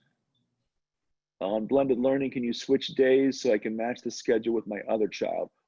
I can't, once the cohorts are set, we cannot switch days. So if you have siblings, our default is to put siblings together. So we have run the list, and we've made sure we matched up the siblings, and unless we've heard from some parents actually want their siblings on different days, a small number. But so our default is to put siblings together. If you want to make sure that we have your children marked down as siblings, you can certainly email Ms. Agransoni and CC me and Ms. Snell and just let us know your children's name, their grades, and just say, please make sure they're in the same cohort. And again, that is our #1 priority as far as assigning cohorts, making sure that siblings are in school on the same day. But no, once they're set, we're really not going to be able to switch cohorts. That kind of speaks to a different issue. That, there's throughout the school year, we're not going to be able to make adjustments to cohorts. It's just not really a feasible thing to do. I don't think we'd be allowed to, just for health reasons. Because there are fewer children at 12 to 1 to 1.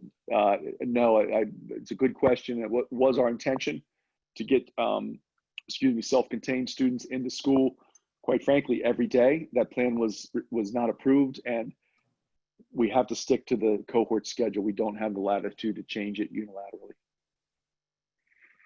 How many people will be in the building on one day in total average? I think our social distancing capacity, based on what the city, depending on room usage, is about 450 to 520.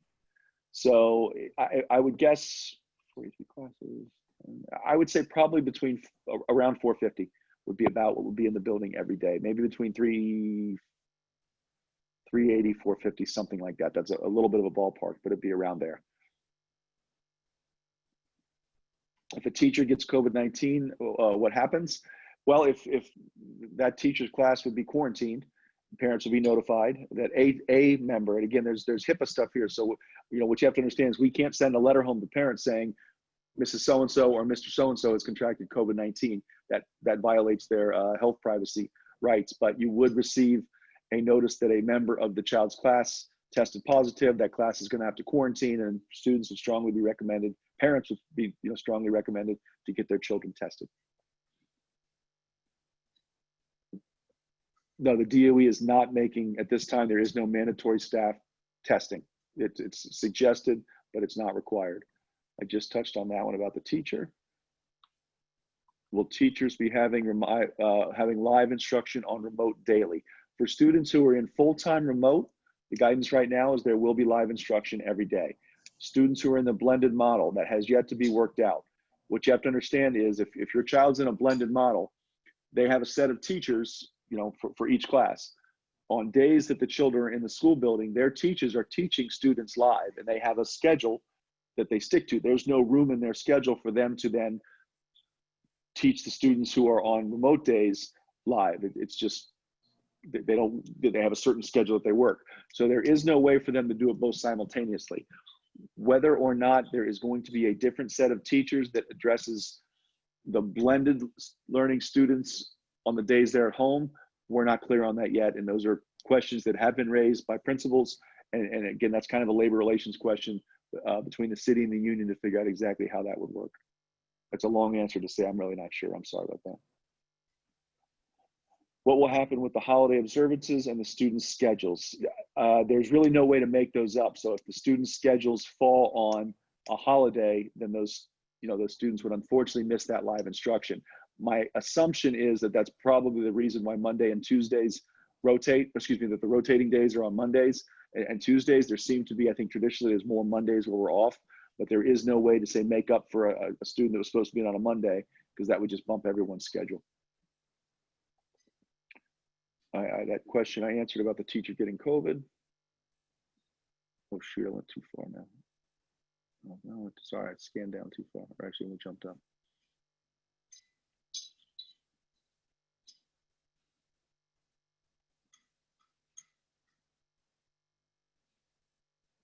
Sorry, bear with me. I'm just going down the questions. Why does this keep resetting to the top? This way. Technical difficulties here. My apologies. Okay, there we go.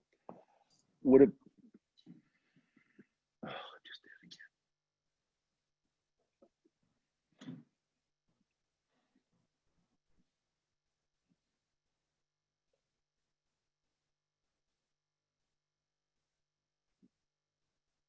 Oh, maybe I'm at the end and it keeps resetting. That might be the problem. Yeah, there's only like 3 questions left. That's the problem. I'm scanning down too fast, and I get to the last one, it goes back up to the top. Sorry about that, folks.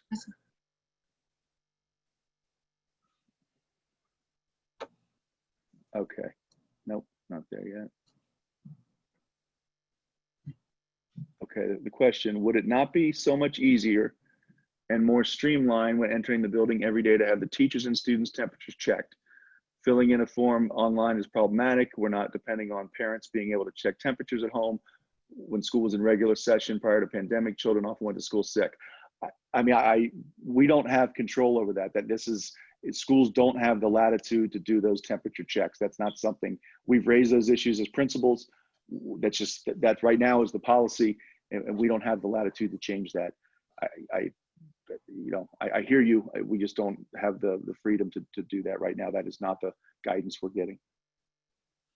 The schedules for the children we'll know right before. Again, we're going to try to get the cohorts and cohort assignments. We're going to get out. Again, we're shooting for the 3rd, 4th week in August. And schedules, the children's actual daily schedules, we'll get those shared as soon as possible. But those, like any other school year, the students don't get those actual, in-class schedules until the first day of school. So that's probably when you get the class schedules. As far as the cohorts go, we'll get those out toward the end of August. And is there an O2 class for full remote? That's a very good question. I don't know that yet. If a child in the honors class, we're not real sure how the full remote classes are going to be arranged and organized. And I don't know, that may not be handled at the school level. That's a question I will escalate. If you have a child in an honors class, to what extent or how will their needs be met? And I have to look into that one because I'm not 100% sure.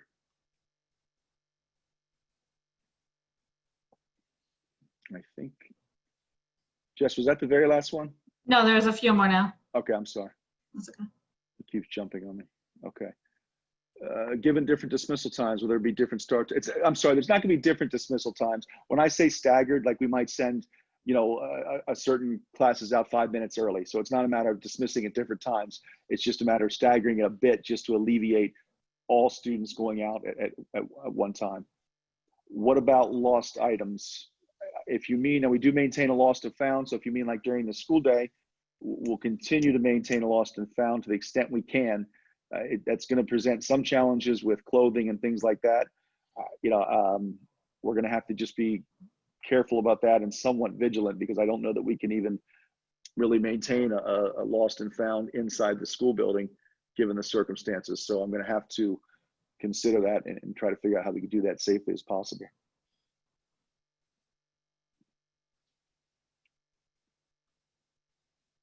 Remote learning, what will that be? Teachers from 49, and will there be live classes? We don't know if the students who go full-time remote will have teachers from 49. That has not been cleared up yet. To be very honest with you, I don't know how that would work. Again, the teachers who are teaching, you know, the blended students are going to have a full teaching load. So there's really, at this point, there's no way that they could do both at the same time. So I'm not saying no, I just have not figured out, and it's not been explained to principals logistically how that's possible for students in full-time remote to have their own teachers. And there will be live instruction, just we're not completely sure who's going to be delivering that instruction. Can you post a copy of the form to enter school? I don't have a copy of it. It was a link. I don't know if that's been made public yet. So I don't know if I could share that yet. When it's available to be shared publicly, it will be, but that was something that was shared with principals. So I don't know that we haven't been given any directive. There's certain things that we get early and they haven't been released necessarily for the public yet. So I don't know if I can do that yet. Will kids get books at school, example science and math books for practice? I mean, to the extent, you know, we can send books home, certainly. You know, the sharing books and things like that is going to be an issue this year. That's another sort of logistical issue that we're going to have to work around. We will, you know, provide as much hard copy material as possible. Will there be a separate Zoom session for incoming kindergartners? We did have a Zoom session for incoming kindergarten parents last week. If you have a specific question, you can always just, you know, it'd probably be best to email Ms. Agrensoni directly. As far as kindergarten class assignments, we're not sure about those yet. Again, that kind of goes back to assigning cohorts, and it's not a normal year, unfortunately. You know, as far as a kindergarten orientation, we would normally do it in person. And the first day of kindergarten obviously is, you know, has certain challenges, but we will figure out how we're going to do that. Once we figure out, that'll be a bit, the first day plan will be a little bit different for kindergarten, and realistically, we're going to have 3 of them. So once we get that figured out, we will share that information specifically with kindergarten parents and let you know. But at this point, I don't have a plan on anything specific for kindergarten families, probably until we get closer to the first day of school and the plans really start to solidify. Yes, well, yeah, I will continue to do morning announcements when the school year begins. That is definitely something, and whether I do that from my office, which could be, you know, seems very likely this year, or if we end up full remote, I will continue to do that. I think it's a good way to keep everyone, you know, who's on their separate schedules, you know, whether it's blended or in person. I think it's a good way to kind of try to tie us all together. So I will definitely continue that. I'm actually, just on a side note, it's been a while, so I think I'm going to put something on Instagram tomorrow to read aloud for the younger kids or anyone who's interested. If not, by the end of this week, early next week. What is the temperature the child will be isolated if they have a random temperature check? The questionnaire asks you have a temperature over 100.4. I don't know if that's the threshold for isolation or if any elevated temperature. It's a good question, but on the actual questionnaire, it asks, do you have a temperature, 100.4, not 104. Do you have a temperature of over 100.4? My assumption right now, that would be the threshold, but I've not gotten clear guidance on that. For younger children opting for full remote or blended, who can't operate a computer on their own and have parents who work full-time during the day, will they be able to complete remote work after hours, or will their participation be mandatory? From March to June, we did everything we could to work with families, you know, who are on alternate schedules. We understand that. So we will encourage everyone to do the best they can to, you know, be on the regular school times. But any family that has extenuating circumstances, we'll do everything we can to work with you. And like I said, no child's going to be penalized because, you know, mom and dad have to work during the day and aren't at home to support them. We'll figure it out with you.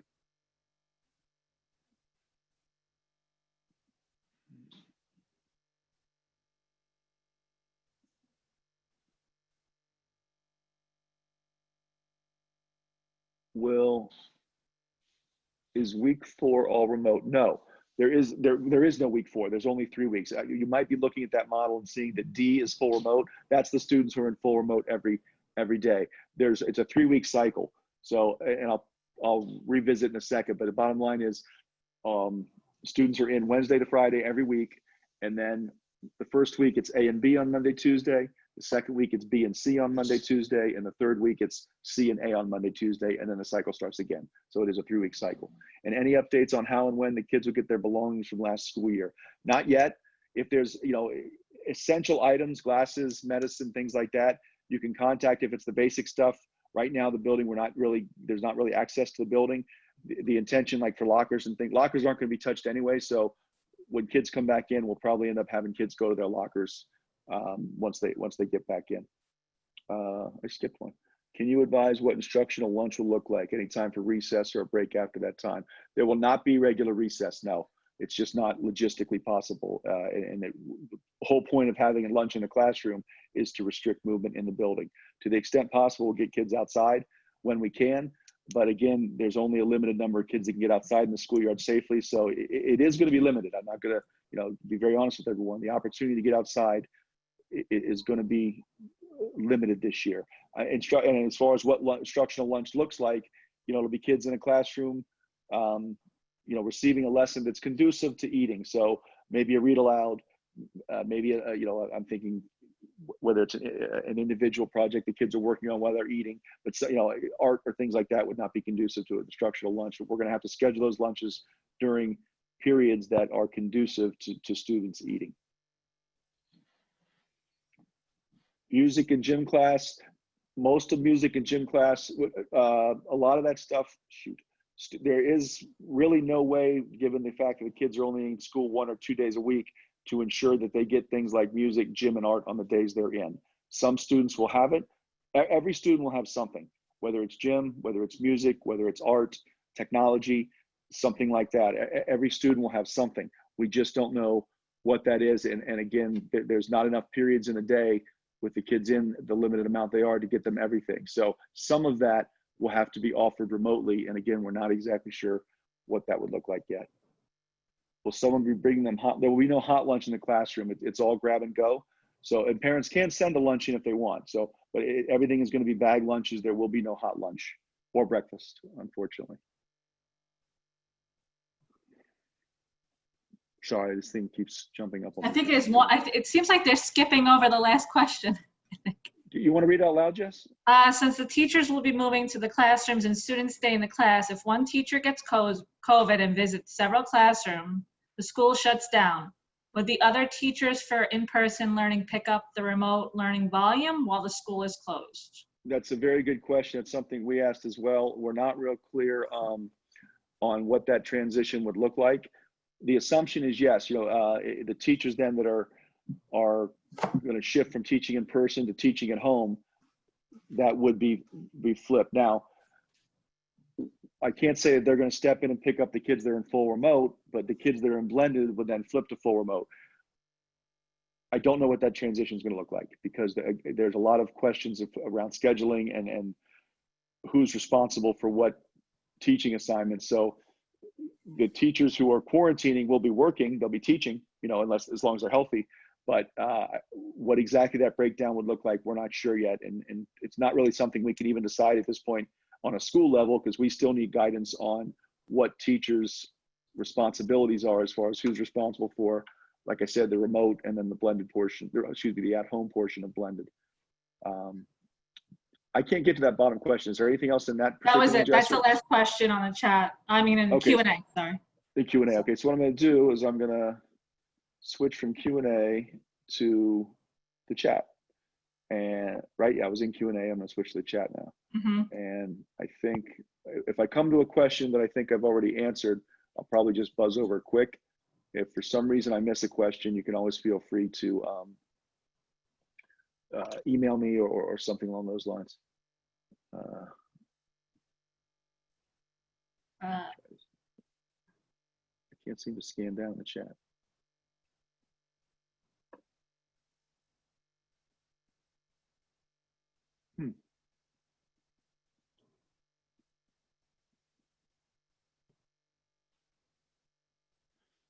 All right, I'm looking here. The first one I see is about the governor. I kind of like the first kind of question. I can't seem to negotiate. It doesn't let me move it up and down. Is it letting you do that, Jess? Yeah. I wonder why I can't.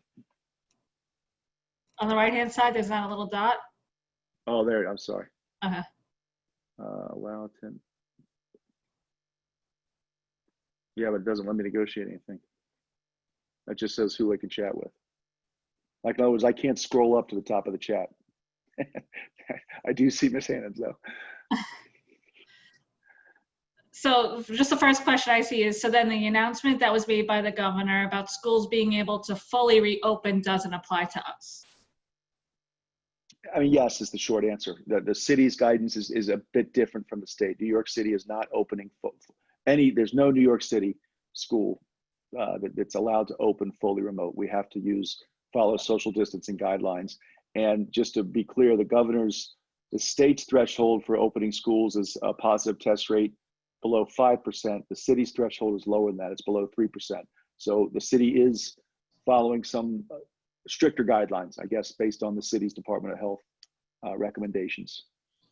And then you answered about group 4, which really means just week 4, which is group D, which is remote. So how do you determine what the groups are? I mean, we're just going to look at the classes and divide them into thirds, to be honest with you. Again, we're going to prioritize siblings, putting siblings in the same cohort. And then to the extent we can, parents who have asked for particular days, we'll do everything we can to accommodate those. I got to tell you that I can't guarantee everyone, because if 75% of parents want, their child in on a certain day, we're just going to have to say no to some parents because we have to divide it evenly. But we will do all we can to accommodate parent requests. I would ask, just be judicious. If you really need to make a request, feel free to do so. But if it's just a matter of, if you can avoid it, it would be a bit helpful. But again, I can't guarantee the days. But siblings, that's our number one priority. 8th and 4th grade students who are scheduled to take state tests or regions, how will lab requirements be met? If they are not moving, does schedule show and apply to middle school? So 2 questions. Yeah, we're not sure about lab requirements yet. They were, I guess, softened up, for lack of a better phrase, last year.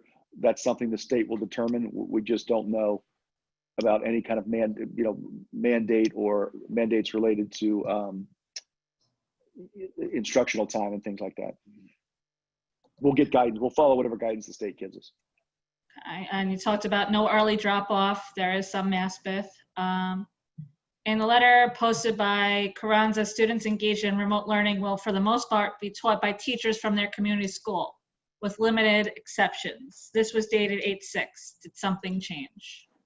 Well, the letter 8/3 said the phrasing changed, to be very honest with you. I do know what that letter said. I think on the 27th, there was another letter that said to the extent possible.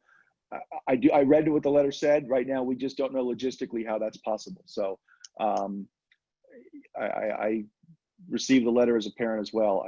There's right now, logistically, we don't know the specifics of that, because again, there's labor relations issues that need to be worked out between the city and the UFT. And it's not a school-based thing by any means. This stuff all comes from, those decisions come from above, and we'll, whatever the decisions are, we'll do our very best to make it work. And at the end, you'll pull up the schedule. That was just something else. Yep. You talked about belongings, the common cold, lost items, the survey that's on the school website. Is there any info from the DOE about providing childcare for kids whose parents work? No, except for, I think, what was shared in the news as far as, the city is, I think 100,000 seats is the number that they mentioned. I actually reached out to see if there was if I missed anything, to the district office, and there's been no information shared about what the childcare options are. You mentioned, so everyone's temperature won't be checked, so allowing them in 5 minutes, that'll be posted about being new. Let's see. What happens if you can't submit daily survey? You're unsure, right? Well, I mean, If you have no internet connections okay, go ahead. And then sorry. the guidance is to figure out a way for people to do that at the school. Again, logistically, I have concerns about that. We'll figure out a way to make it work. But the one thing as it stands right now is that anyone who does not present a survey or has a survey that says they're not cleared is not allowed in the school building. But we will not create a situation where if we will help parents who have hardship completing the survey. We'll have to figure out how to do that. And what happens if child is dropped off on the wrong day? We actually just got guidance on that. The one thing I'm going to say is, I know this is going to be very confusing for parents, and please, once you get the schedules, do everything you can to figure them out. But mistakes are going to be made.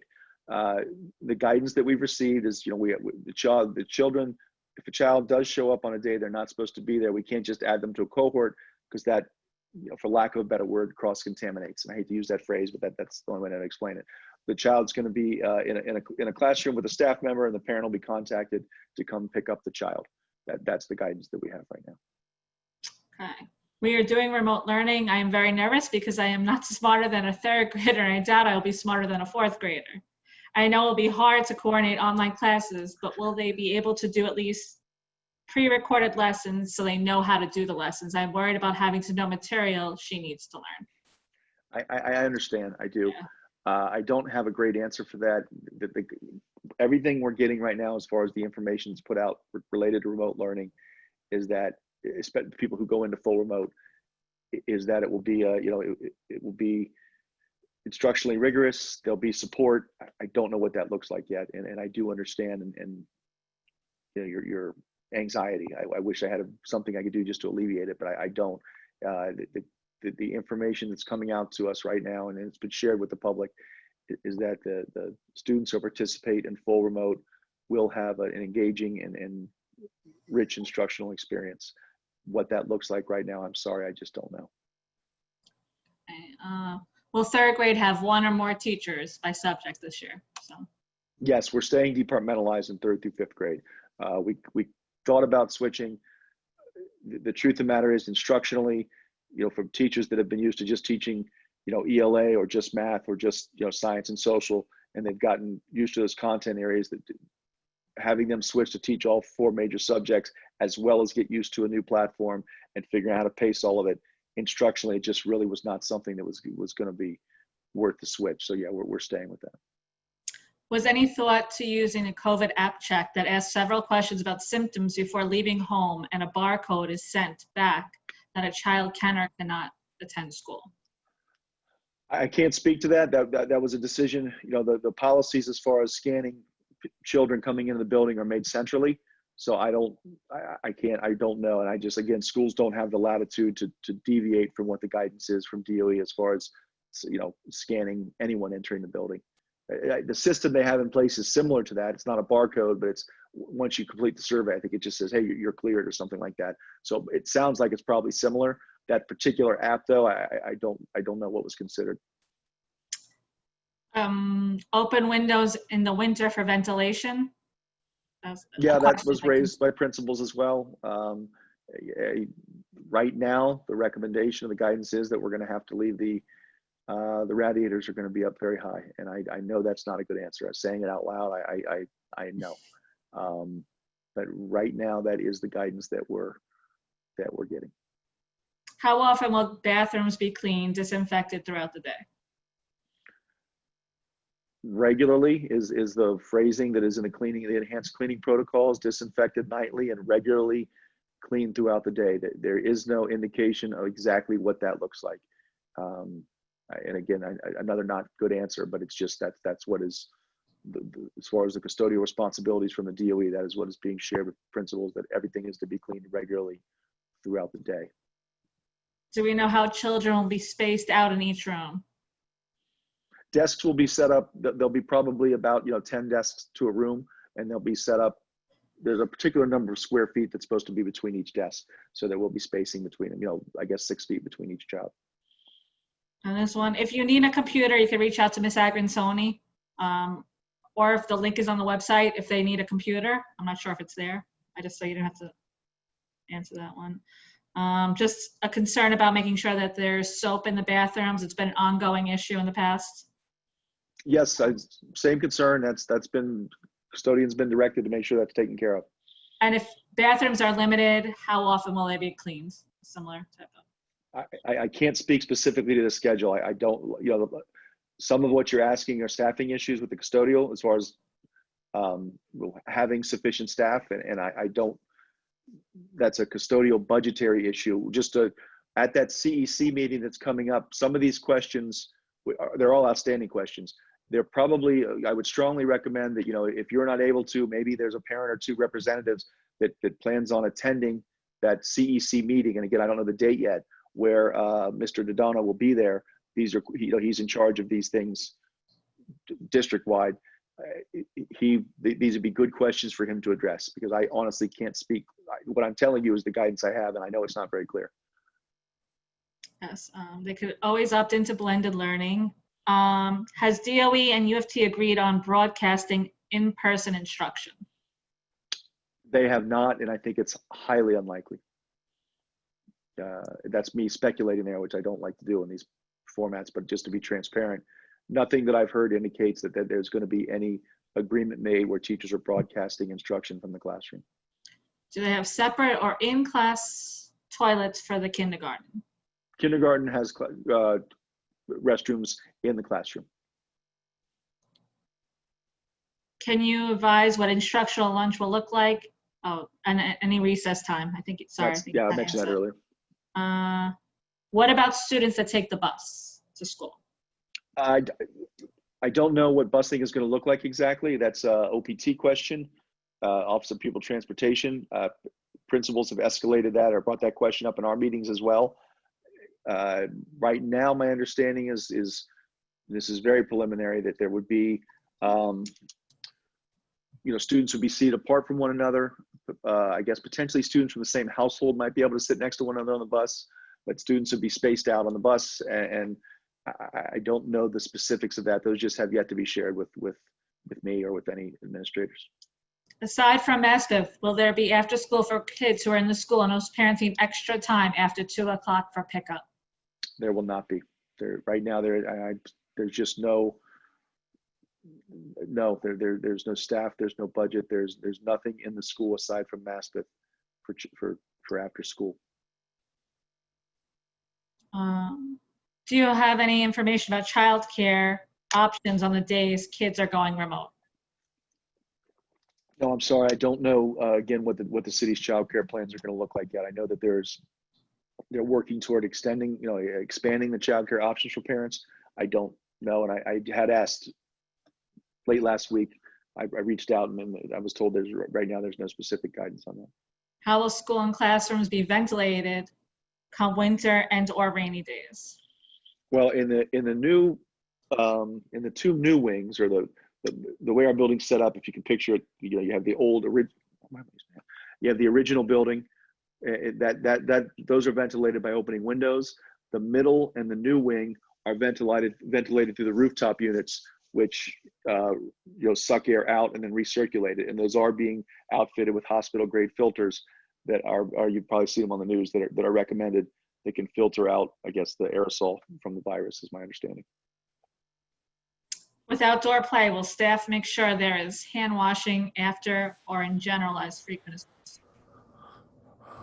Yeah, frequent hand washing is one of the tenets of the plan. So it's, yes, hand washing stations will be available. I don't know exactly where, but yeah, that is a priority throughout the day, not just after outdoor play. Throughout the day, frequent hand sanitizing and hand washing is a big part of what is going to be expected of students.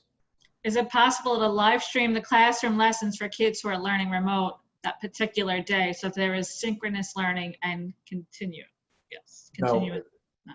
I'm sorry, that's a legal and a union issue. It's privacy issues on the side of the children, broadcasting them from the classroom, and then there's a union issues with broadcasting teachers live from the school. And I don't, someone asked earlier, is there any room, are they moving toward an agreement on that? I have not gotten any indication that that's going to happen. Do you know how soon an overview of what curriculum, both either remote or blended, would be shared with parents or families? I do not know. We're looking for that just like you are. I'm sorry.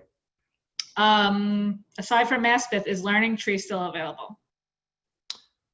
Learning Tree operates outside of the school. You'd have to contact them directly. I can't speak for them. I haven't heard from them, truthfully, since we shut down in March. Maspeth I've been in contact with, probably because they use our building, but I would contact Learning Tree's office directly and see if they're going to be operating come when we return. Hallways and staircases going to be one way only? Yes, there is. Yeah, there will be traffic patterns. Okay, so is Learning Tree opened? About the schedule again, emails. Can kids be exempt from phys ed? Don't want them wearing masks and running around if it can be avoided. There are specific guidelines governing things like phys ed, music instruction, anything that would cause kids to, breathe heavily. So the guidelines right now are to ensure that students engage in activities that, quite frankly, are relatively passive, for lack of a better word. We're not to be doing team sports where kids are throwing balls around. They're not to be necessarily just running all over the gym. So things like yoga, calisthenics, stretching exercises, things that can be done in place for PE are what is being recommended. So, as far as exempting them, I don't know if there's an official exemption, but if a child's not feeling well or not comfortable, we're not going to force them to participate. Will children be able to play, interact with other ones outside, or will they still have to remain socially distanced? What kind of activities will they be engaged in? If we take the children outside to play, social distancing is to be practiced at all times, inside or outside. Activities as far as, in school are going to be limited, as far as running around, playing tag, those are not things that are being encouraged. It's not the guidance that we're getting, unfortunately. And I do know these are going on in parks and things like that right now. But, I'm sorry, but the opportunity for things like that during the school day, on days they're in school, are going to be limited. That is, the guidance that we're all getting. It's not going to be a traditional recess. It really might just be more, getting some fresh air and moving around a bit. And just clarification, if a student tests positive, is it the class or the cohort who's quarantined? It's my understanding right now, it's the cohort. The cohort, okay. How safe is our school for our kids, and what precautions have we taken for them? I can't. The school's as safe as it ever has been. It's hard to say exactly how safe the school is. The precautions that are being taken are what I discussed earlier. There's going to be deep cleaning every night using the electrostatic sprayers. Everything's going to be sprayed down. During the day, there's going to be regular cleaning of frequently touched surfaces. The ventilation systems are being checked out by DSF to make sure that all schools have proper ventilation. I don't know how to put a number or to quantify how safe it is. It's as safe as we absolutely can make it. If safety is a major concern, and legitimately so, if you're really not comfortable, probably the advice I would give a parent is to opt for full remote learning. I can never, even in normal circumstances, I can never look at a parent and say the school is 100% safe. I can tell you that we do everything we can to ensure student safety, but if your concern for safety kind of outweighs your desire to have your child come back into blended learning, I would advise, I guess I said I would advise you, but if that's the way you're thinking, my advice would be probably to opt into full remote. But we will, we'll take every safety precaution in a lot, that aligns with the protocols from the DOE. But I can never, just the fact that we have a protocol for if someone tests positive for COVID obviously indicates that yes, there is always a chance that if we return in person, a student or staff member could catch COVID-19. I can't look at you and say that couldn't happen, but I can't really put in, quantify how safe it is. I can just tell you we'll do all we can to ensure that it is safe. If one student in the class is quarantined, would the siblings class be quarantined as well, since it is highly likely that they might be positive as well? I'm not sure. That's a good question. I don't remember from reading. I don't know if there was specific guidance on that or not. I know that the sibling, I believe, would have to be whether or not if the sibling did not test positive. My initial response would be, I don't think so, but I'm not 100% sure. So let me look into that. Sorry, bear with me. Some of these that I haven't heard before, I'm writing down. Some of these, quarantine class as well. And Just a suggestion, if we could possibly print out paper copies of that sheet as well from one of the parents for the daily check-in. If we're able to do so, we can. I don't. I'm open to that. The only concern I have, potential concern, is that I don't know if when you fill out that survey, you have to put your name and some personal information. My assumption is that information has to be tracked. So potentially, though, for parents for whom, completing that survey is a hardship, we could potentially have them bring in a hard copy, and then we could possibly have a staff member enter the information if we had somebody available to do that. So that might be a good workaround for that. But as far as just relying on just a paper copy, at some point it would have to be inputted, because I believe that's all tracked. But that's a nice suggestion. Thank you, if that exists. Just another request, please don't mandate the children to bring their own devices. Lots of devices will be lost, damaged, broken, etc. Especially with the little ones. But I know. Like I said earlier, we would not mandate. We could not. So please rest assured. I think the question is, would they be able to? And if parents are willing to send them in, I don't see any reason they wouldn't. But under no circumstances would we mandate any child to bring in a device. Don't worry about that. How does the classroom look like? Will it be dividers between the desks?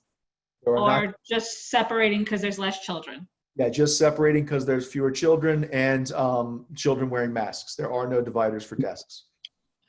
We're getting dividers. We're getting, as part of the PPE, the masks and sanitizer and things like that.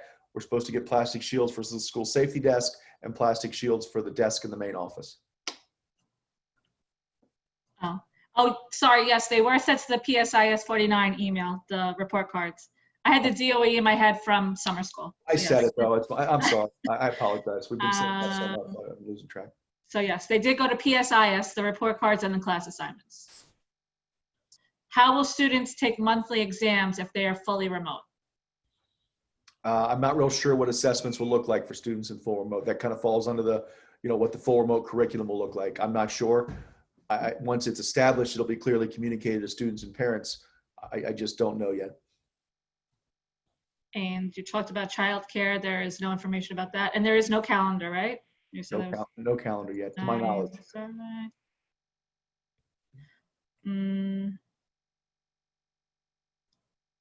Talked about the books.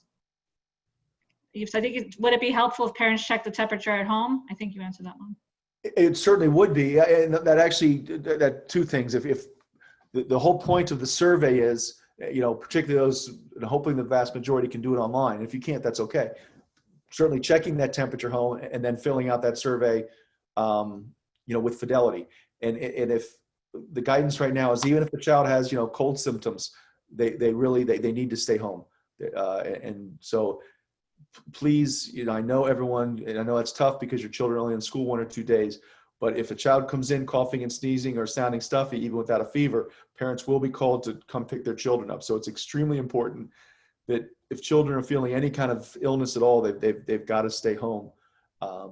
We've just got to err on the side of caution there. At this point, what's the total number of students in blended learning?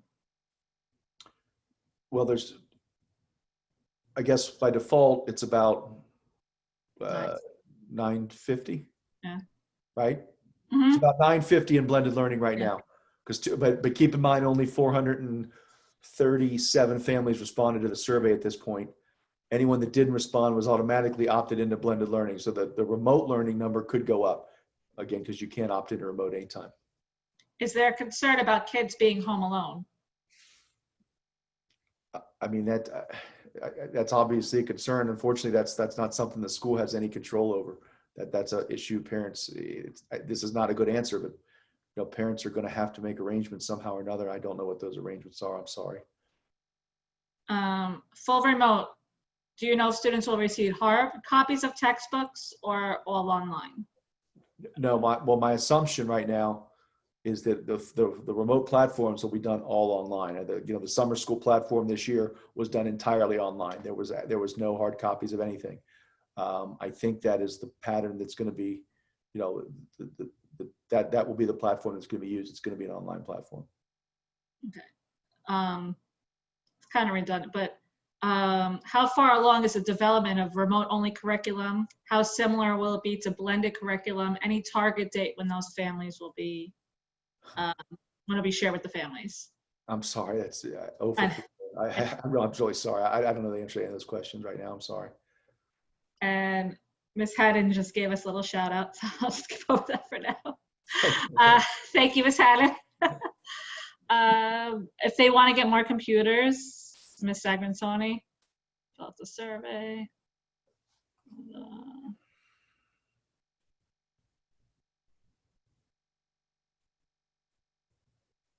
So I did this accommodation. I think a lot of people ended up putting questions in both.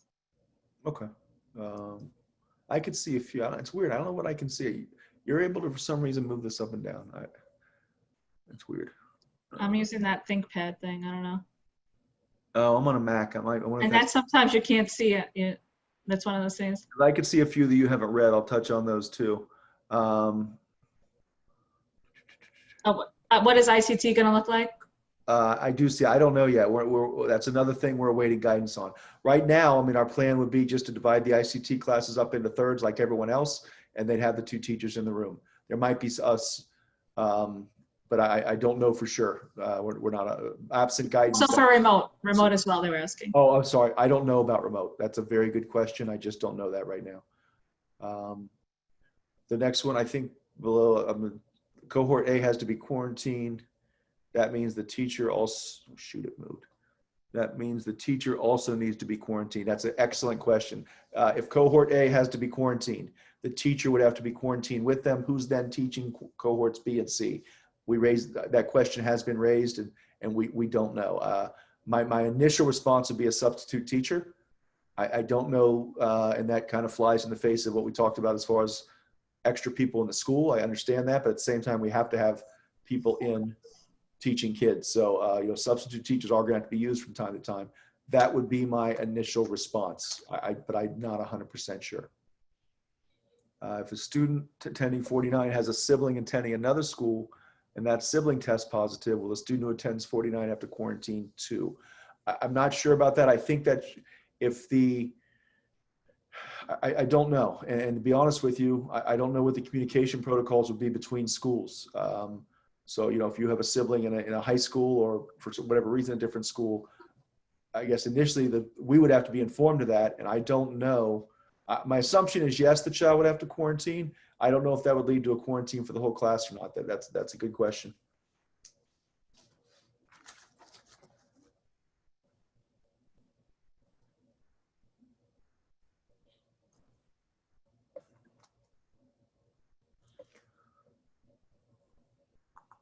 Can you see the questions? I think so. Okay. I don't know if I can. You're reading from the bottom, I think, because none of them, I didn't pass any of those that you just. Yeah, because for some reason they pop up on the bottom, but I can't seem to go higher. And I think that must be something to do with the fact that I'm on a Mac. So if you were in kindergarten and you were unable to finish some of the work in first grade, will they be reviewing things from the prior year? The guidance right now is this is the approach, and there's been research done on this, is that the idea that you start off, say, reviewing the previous year's work has not proven to be effective. So the guidance is to, as you're moving along, identify individual students' areas of weakness, and within the context of the new curriculum, the new grade level work, address those weaknesses. So it really speaks to kind of differentiation, but right now there's no intention of coming back in and say reviewing, the last month of the previous school year before we get on with the next year's curriculum. That just would set us back. That would just continue to set us back. but we will do all we can, identifying the kids' needs and then supporting them appropriately. Does 8:30 to 2 schedule apply to middle school as well? Yes, that's school-wide. Children sanitize their hands before walking into the room? I don't know if there will be hand sanitizer readily available. Right now, I don't believe it'll be like they'll be hanging outside of each room. I think once they get in the classroom, it'll be available there. So There's not sanitizing, outside of each room. is the school equipped with enough hand sanitizer? And if so, will younger kids be reminded to sanitize their hands when returning to classrooms, like from the bathroom? We've been told, yes, we will get all of the hand sanitizer supplied that we need. And yes, constant reminding for everyone, for hand sanitizing and hand washing throughout the day. What we're really going to be doing is it's really almost going to be part of the instruction, disinfecting and the washing of the hands and the mask wearing. We're going to just train the students, for lack of a better word, to make sure that that's something they're doing regularly.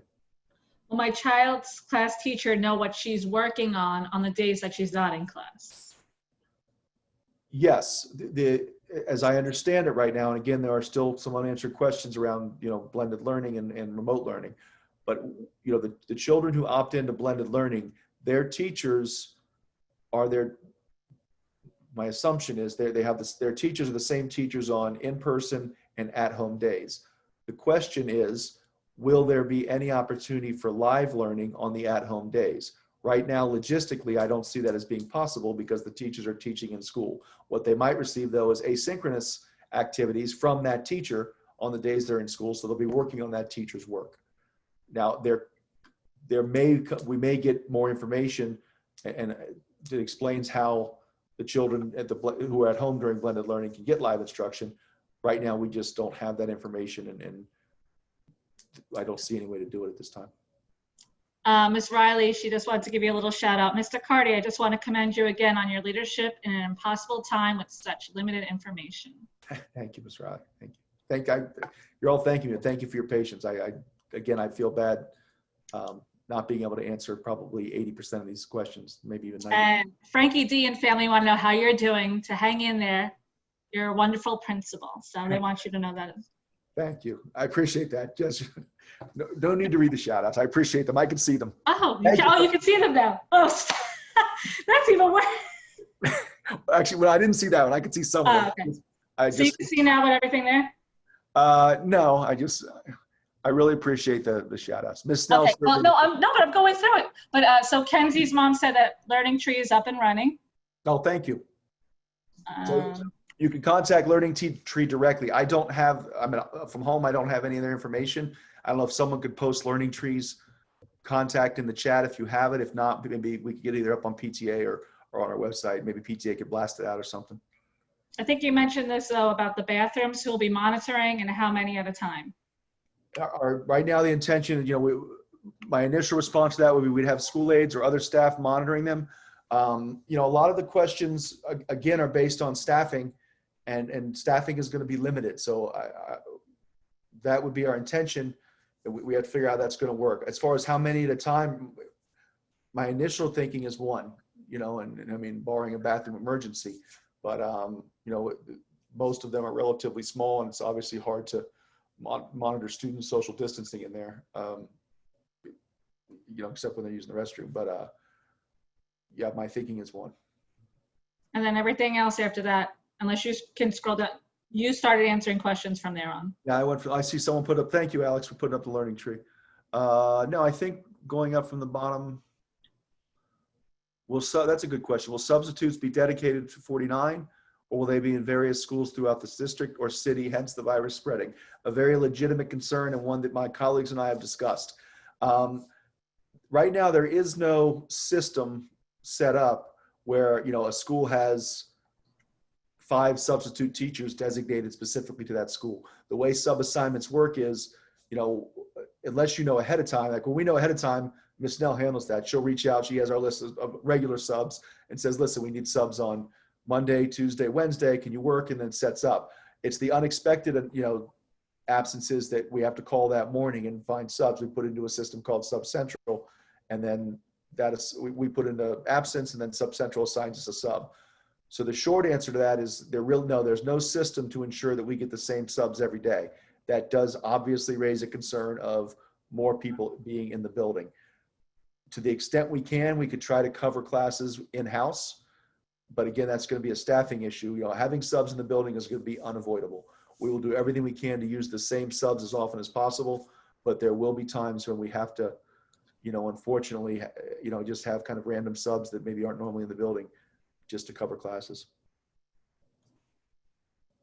Can they bring their own gloves, hand sanitizer, cleaning to school? Can students? Yeah, there's no issue with students wearing gloves or the one thing I would say about gloves, and this is just a personal thing, like I stopped wearing them, I think the first trip to the supermarket I wore them, but then it hit me, unless I'm washing my hands between picking up every item, the gloves are then contaminated. But I wouldn't stop a student from wearing gloves, but they would still need to, even with gloves on, they'd still need to wash their hands with the gloves and use hand sanitizer, because they still have the potential of, touching things, and they'd have to do it frequently. But certainly I would encourage parents to send their kids in with hand sanitizer. If you're more comfortable with your child wearing gloves, we're not going to tell them to take them off. And, if they had things of wipes on them, again, we would not discourage that.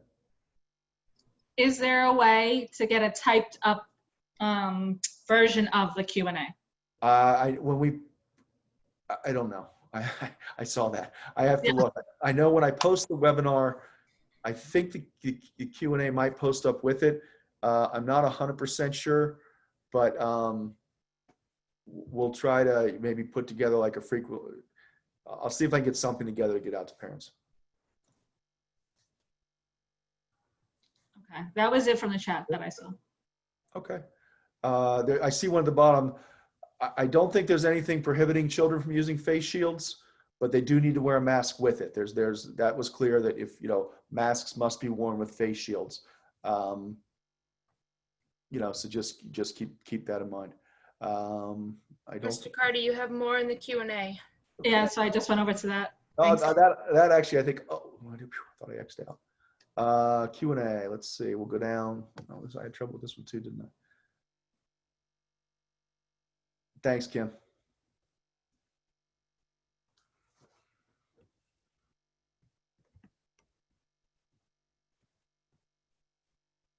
I'll start there.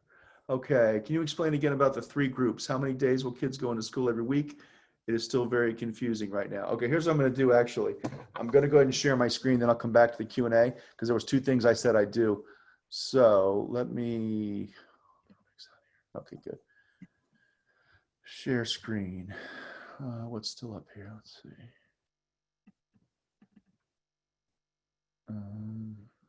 Family updates, family update. Skill building groups, no. Of course, the one thing I need is not there anymore. Bear with me 1 second. Okay, model 2, here we go. Is that up there, model 2? Can you see that, Jess? Yes, sorry, I had the chat open on top of it, yeah. Okay, so I'll do the model first. I think, so as far as how many days kids will be in school, this is the model we're gonna have to follow. And the first one, which I think led to some confusion about there being a 4th week, we'll start there. Group D is that all the children who opt in for full-time remote learning, Monday, Tuesday, Wednesday, Thursday, and Friday, they're home. They're learning remotely from home. The children who are in school are divided into 3 cohorts, A, B, and C. They're in school twice a week for 2 weeks, and then once a week in the 3rd week. So I'll talk it through here. And I know it's confusing. I hope I'm not sounding impatient. It is confusing for everyone. It took me quite a while to wrap my head around this. So on the very first week we start, first week of school, if it is a Monday, if it's not a Monday, that'll confuse things more, but the first full week. On Monday, Group A is in school. On Tuesday, Group B is in school. On Wednesday, Group A is back. Thursday, Group B, and Friday, Group C. So as you see, Wednesday through Friday are consistent all week. Now in week 2, Group A now is only in school once a week. So Group B is in on Monday, Group C is in on Tuesday, and then A, B, and C. And then in week 3, now Group C is in on Monday, Group A is in on Tuesday, and then A, B, C. And then the following week, it starts all over right here, and we go right back to the rotation. So it's really a 3-week cycle. This group T is completely removed from it. So I hope that clarifies that. And again, I know it is a bit confusing, and I'm not, but that would be it. So the students are in school twice a week, so for example, group A in a 3-week cycle, they're in school twice a week for 2 of the weeks. So just look at group A, they're in twice a week, week 1 and week 3, and then week 2, they're in once a week. Okay, and then the other request, I think, Jess, if I'm not mistaken, was to have the schedule, yeah. Schedule, which now I gotta find that one. I'm sorry. Bear with me, everybody. I'm sorry. I confused myself keeping track of stuff. I'm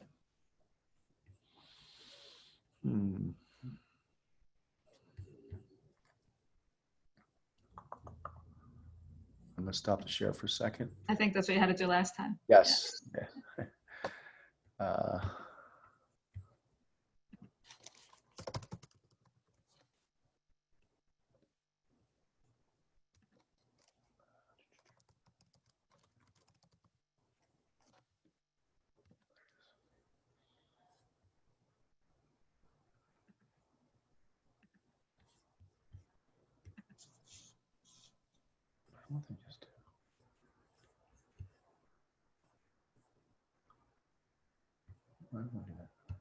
Sorry, I'm talking to myself as I do this, and that's.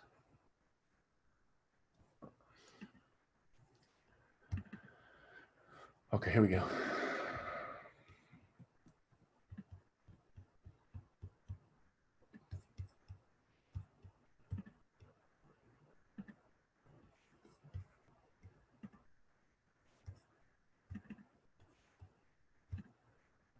All right, is that up there? Okay, great. Yep. So again, I think someone asked earlier, just so we could see this again. So if you look here, this would be the daily schedule. So the students, and I'll talk it through again. I'll focus first on the student schedule because that's really what's important for parents' information. Students are in school every day from 8:30 to 2 p.m.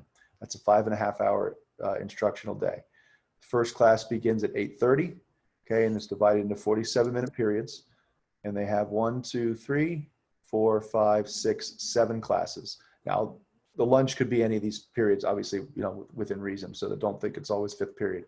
So, but this is the basic schedule. So they're just 5 consecutive classes while they're in school, and they eat lunch during one of those periods. And again, we would select a period that is conducive to students learning and eating lunch.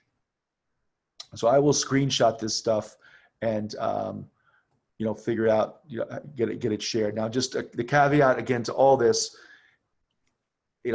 everything we're saying here is still tentative and subject on some level to change. But it's starting to solidify, and this more and more it looks like this is the kind of thing we're going to follow. I'm going to stop that share. Back to the Q&A. Okay, that was explained again about the 3 groups. Do parents have to choose the same model for all their children? No, yeah, absolutely. That's actually a very good question. They've all been good questions, but that's an interesting question. No, if you have multiple children and you think one child would benefit more from learning full-time remote and one could handle blended, then you certainly choose whatever you want. That's completely up to the parent. If you start blended learning and move to remote only mid-year, do your teachers change when you go to remote only? Most likely. I can't guarantee that, but most likely, yes, because my understanding, and it's still not completely clear, but it seems as though that there will probably be different sets of teachers for blended and remote learning.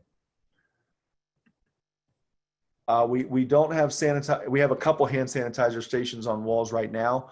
We're getting more hand sanitizer. Whether or not we're getting more wall stations, I'm not sure, but there will be, if not, there will be, bottles readily available in every classroom, and then any surface where we could, shelf or something around the room, around the school where we could put them, we will make sure they're there. The daily check, it can be filled out on phone or computer. It's just, I don't know how they're going to share that with parents, to be very honest with you. Now I say it out loud, but yeah, it's just an online survey. So I think it could be filled out either way. I use my computer, but I don't see any reason had I opened it through my phone, I couldn't have done it. Didn't get the report card to the 49 email. We'll get you your report card about, we'll get that taken care of. What blended learning students, will blended learning students be given books, or can parents purchase books that the teachers will use? I don't know that there's necessarily going to be books that directly support the blended learning platforms. If we have hard copies of books that we think will benefit students and, we have enough to send home, we'll certainly do so. If there's anything, once we Potentially the younger grades, they get packets. So they would have their own packets for like at least K to 4, K5, they would have packets. And each child has their own. So there's really not a lot of workbooks for at least ELA, social studies. They have their own for that. But if there's, you could certainly, anything, if you're looking, once the curriculum's out and you take a look at it, and if you find something you feel would, support your children's learning, you feel free to purchase anything you want, obviously. That's never an issue. Great, I gotta do this without, okay, it worked. Who will stay with the kids while the teachers change classrooms? That's, logistically, that's another issue that we're figuring out. Many circumstances, the teachers will be coming back from lunch, so it should work out okay. We're gonna have to figure that one out. That's a question, again, that as principals, we've brought up in our discussions. And at this point, it seems that schools are gonna have to figure that one out, and we'll have to figure it out. What support will parents have for those kids that don't learn or don't want to go to school or don't want to do the work online? If you need any help, if you need supports with your children, if they're struggling to do the work at home, or they're, showing some defiance, which is perfectly natural for one thing. It's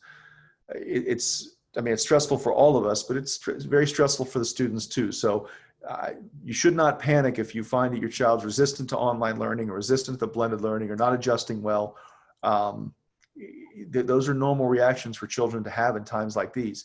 But anything we can do as far as guidance supports, referral to outside agencies, just even assigning a specific staff member, maybe to check in with your child regularly.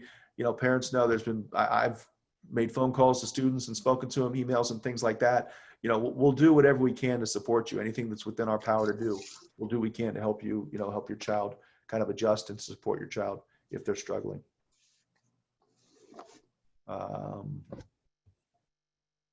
That was one I just answered. No need to apologize at all. If a student tests positive and the parents do not inform the school,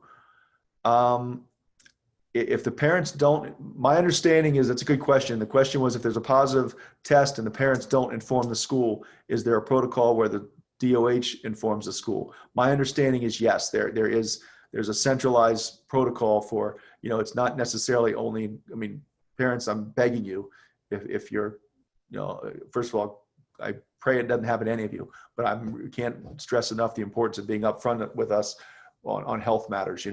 I hope that you trust that we would not do anything to ostracize or make your child or you feel uncomfortable. We'll be as supportive as we can, but at the same time, we can't have any child in the building who has tested positive, or even, the parents might have an inkling that they are COVID positive. But yeah, my understanding is there is a notification protocol by which the DOH would notify, the chain. It would trickle right down to the school. So we would find out, could there be, how immediate is it? Next day? Is it same day? I can't speak to that, but yes, that notification system is supposed to be in place. If a child has antibodies, do they need to bring a note to school? No, there's no indication that anybody with antibodies, as long as they're not testing positive, at this point, who knows, there could be a large percentage of that have antibodies, but at this time, there's no indication that anyone has to report that they have antibodies. About COVID-19 test, no, there is no requirement for anyone to do any testing before school starts. That includes staff, students, parents. There is no testing requirement. It's strongly encouraged for staff by the city, but there, again, no one's required to at this time. As far as extra online activities, would there be anything, I guess, would there be kind of virtual after school clubs? I can't speak to that right now. To be very honest with you, any after school activity requires budget, requires funding. All those clubs, the advisors, that's what, I mean, for lack of a better word, that's overtime. So, when teachers are working after school, contractually they get paid overtime for working those clubs. So if there's money to do that, I would certainly be very, as we have in the past, I'll operate anything after school we can.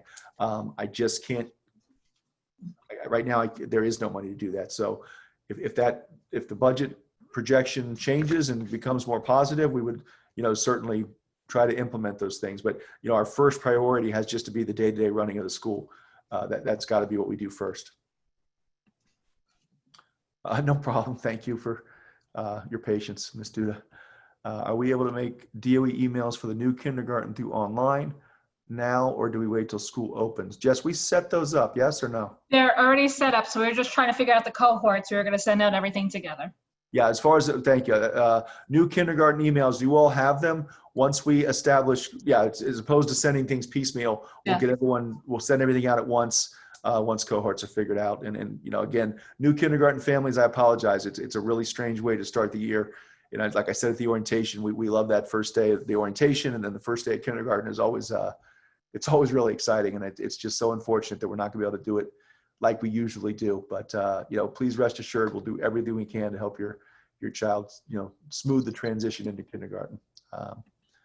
How many kindergarten classes will there be? And when we know who the teachers will be for kindergarten? 5 kindergarten classes. We have, same number as last year. And honestly, we'll let you know the teachers as soon as possible. Even staffing assignments, and I mentioned this, we had a staff meeting yesterday. Those are also tentative and subject to change, depending on whether or not teachers are approved for accommodations. We may have to move some things around. So we're not, I don't want you to think I'm holding back. I just don't want to put out information telling you who your child's kindergarten teacher is, or who your child's 4th grade teacher is, or 5th or whatever. And then we find out, they put in for an accommodation, it's approved, and I've got to switch that. So we'll probably hold off on informing you of kindergarten teachers until we really have a better idea of which teachers will be returning in person. So that will be closer to school starting. Can parents sit with kindergartners for the first 1 to 2 weeks of remote learning? Now, if you mean remote learning at home, parents can sit with their children all day if you'd like to. You could now, the only thing I would say is you got to be careful there, because, you don't want, and again, I know it's kindergarten, but what we did find even in March to June, some parents were very supportive. So, certainly as your child adapts to remote learning, you should certainly be with them. They're going to need that 4, 5, 6 years old. That's developmentally appropriate for the younger children. Just, you want to make sure it doesn't become too much of a crutch. You kind of, and the teachers are good about tactfully kind of saying, listen, Mom, we appreciate the support, but maybe it's time to step back a little bit. But yeah, absolutely. You should certainly feel free to support your children, as much as is appropriate and as possible throughout this. Now, I think you just mean remote at home. There are no, unfortunately, I'm sorry, even in a regular year, parents don't come into the classroom with kindergartners. There's got to be a hard cutoff for kindergartners coming in on the first day. And, historically, even we've carried plenty of screaming, crying kindergartners into the building, and they all do fine by really the end of the day, usually. Still willing to do that. I don't know how possible that's going to be this year, but that's something we can address if it comes up on individual basis. Envisions continues to be the math program, yes, for the younger children. Thank you, Ms. Anderson. We'll miss you guys too, but don't worry, we'll get this all straightened out. Be back together soon. And like that looks like, I think that's the last question there. Was it? Okay, it's good because I just jumped to the top again. And then there's one at the bottom. Let's see. Since teachers will be students in class of 1, 2. Yeah, I think this was answered earlier. Yeah, they seem to have jumped above those last 2. I don't know. Sorry. So yeah, the question is, if one teacher gets COVID and visits several classrooms, I believe the protocols for closing classes or schools are flexible. Quite honestly, not every possibility has been accounted for, but and there's language in there that leaves it deliberately open-ended, where something like was just described by Ms. Soja, that teacher A has COVID and then, cycles through several cohorts of children, then, potentially you would be looking at probably shutting down the whole school. So there are, different circumstances that would lead to different levels of closure. And I believe that is it in the Q&A, if I'm not mistaken. Jess, you don't see anything else, do you? I don't. Kim, I'm sorry if I don't see anything, but. Kim, am I looking okay? Yeah, no more questions left. Okay. First, thank you, everyone. I appreciate your patience and the fact that, it's got to be incredibly frustrating listening to me sort of repeatedly saying that I don't know and I don't have information. It's just as frustrating for me to say it. But, I do appreciate the fact that you are very understanding of the situation, and, anything we can control, we will control and we will address, but just at this time, there's just a tremendous amount that we cannot. But again, like I said, at the last meeting and at the kindergarten meeting, we are completely committed to doing everything we can to make this process as smooth, as seamless, and as instructionally, valuable as we can, to all the children, with the first priority being safety in all that we do. And I'm just going to ask again, we're going to need your patience all year because there's going to probably be times where, parents are going to want certain things and we're just not going to be able to do it. It's not a matter of not wanting to. We're going to be limited by certain, guidance that we're getting from above and safety precautions. So just please know that we're always going to act in the best interest of your kids because we do care very much for them. And really all of us look forward to the day when we're all back together, all 1,200 of us. We miss them all. Yeah, we do. We do tremendously. A few of you I've seen, Jess and I have seen outside the building and things like that because we've been in a little bit. It really is very nice to run into people and speak to kids again, and very hard to tell them I don't know when we're going back, but we all miss them tremendously. So if that's it, I'll go ahead and, say goodnight to everyone. Just figure out how to get back here. Sorry. I'll put no, that doesn't. There we go. I'm going to say goodnight to everybody and thank you again. Again, your questions, if they were unanswered or if they pop up later, email Miss Agransoni. You can always CC. It's a good idea to CC like me or Jess as well, because all of us are quite frankly inundated with emails and information. So if we're missing things, it's not intentional. It's sometimes things come in late at night and they get buried. And so, if you don't get an answer, just circle back to us. We will get to you. But, other than that, I look forward to seeing you around the neighborhood when we are in the building and hopefully all back in September, in one way or the other. But thanks very much. And I'll keep you posted on the next meeting. I won't schedule one until I think I have some more definitive information. But and I want to thank Kim and the PTA again, too. They've been tremendous through all this. Anything that we've asked of them, they've been extremely supportive. And Alex, I did not mean to silence you, Miss Agransoni, but Alex has been working very hard, too. So, Yeah. But that's it. All right. So thank you very much. Enjoy the rest of your week and summer. And I will, look forward to speaking to you soon. And again, I'm going to schedule a read aloud. Probably I'm thinking Thursday or Friday, worst case Monday. So keep it on Instagram because it's been too long since I've read to the kids and I look forward to it. All right. Thank you very much, everyone. Good night. Have a great night, everyone. And this, I think when I hit this, I'll end it for everybody.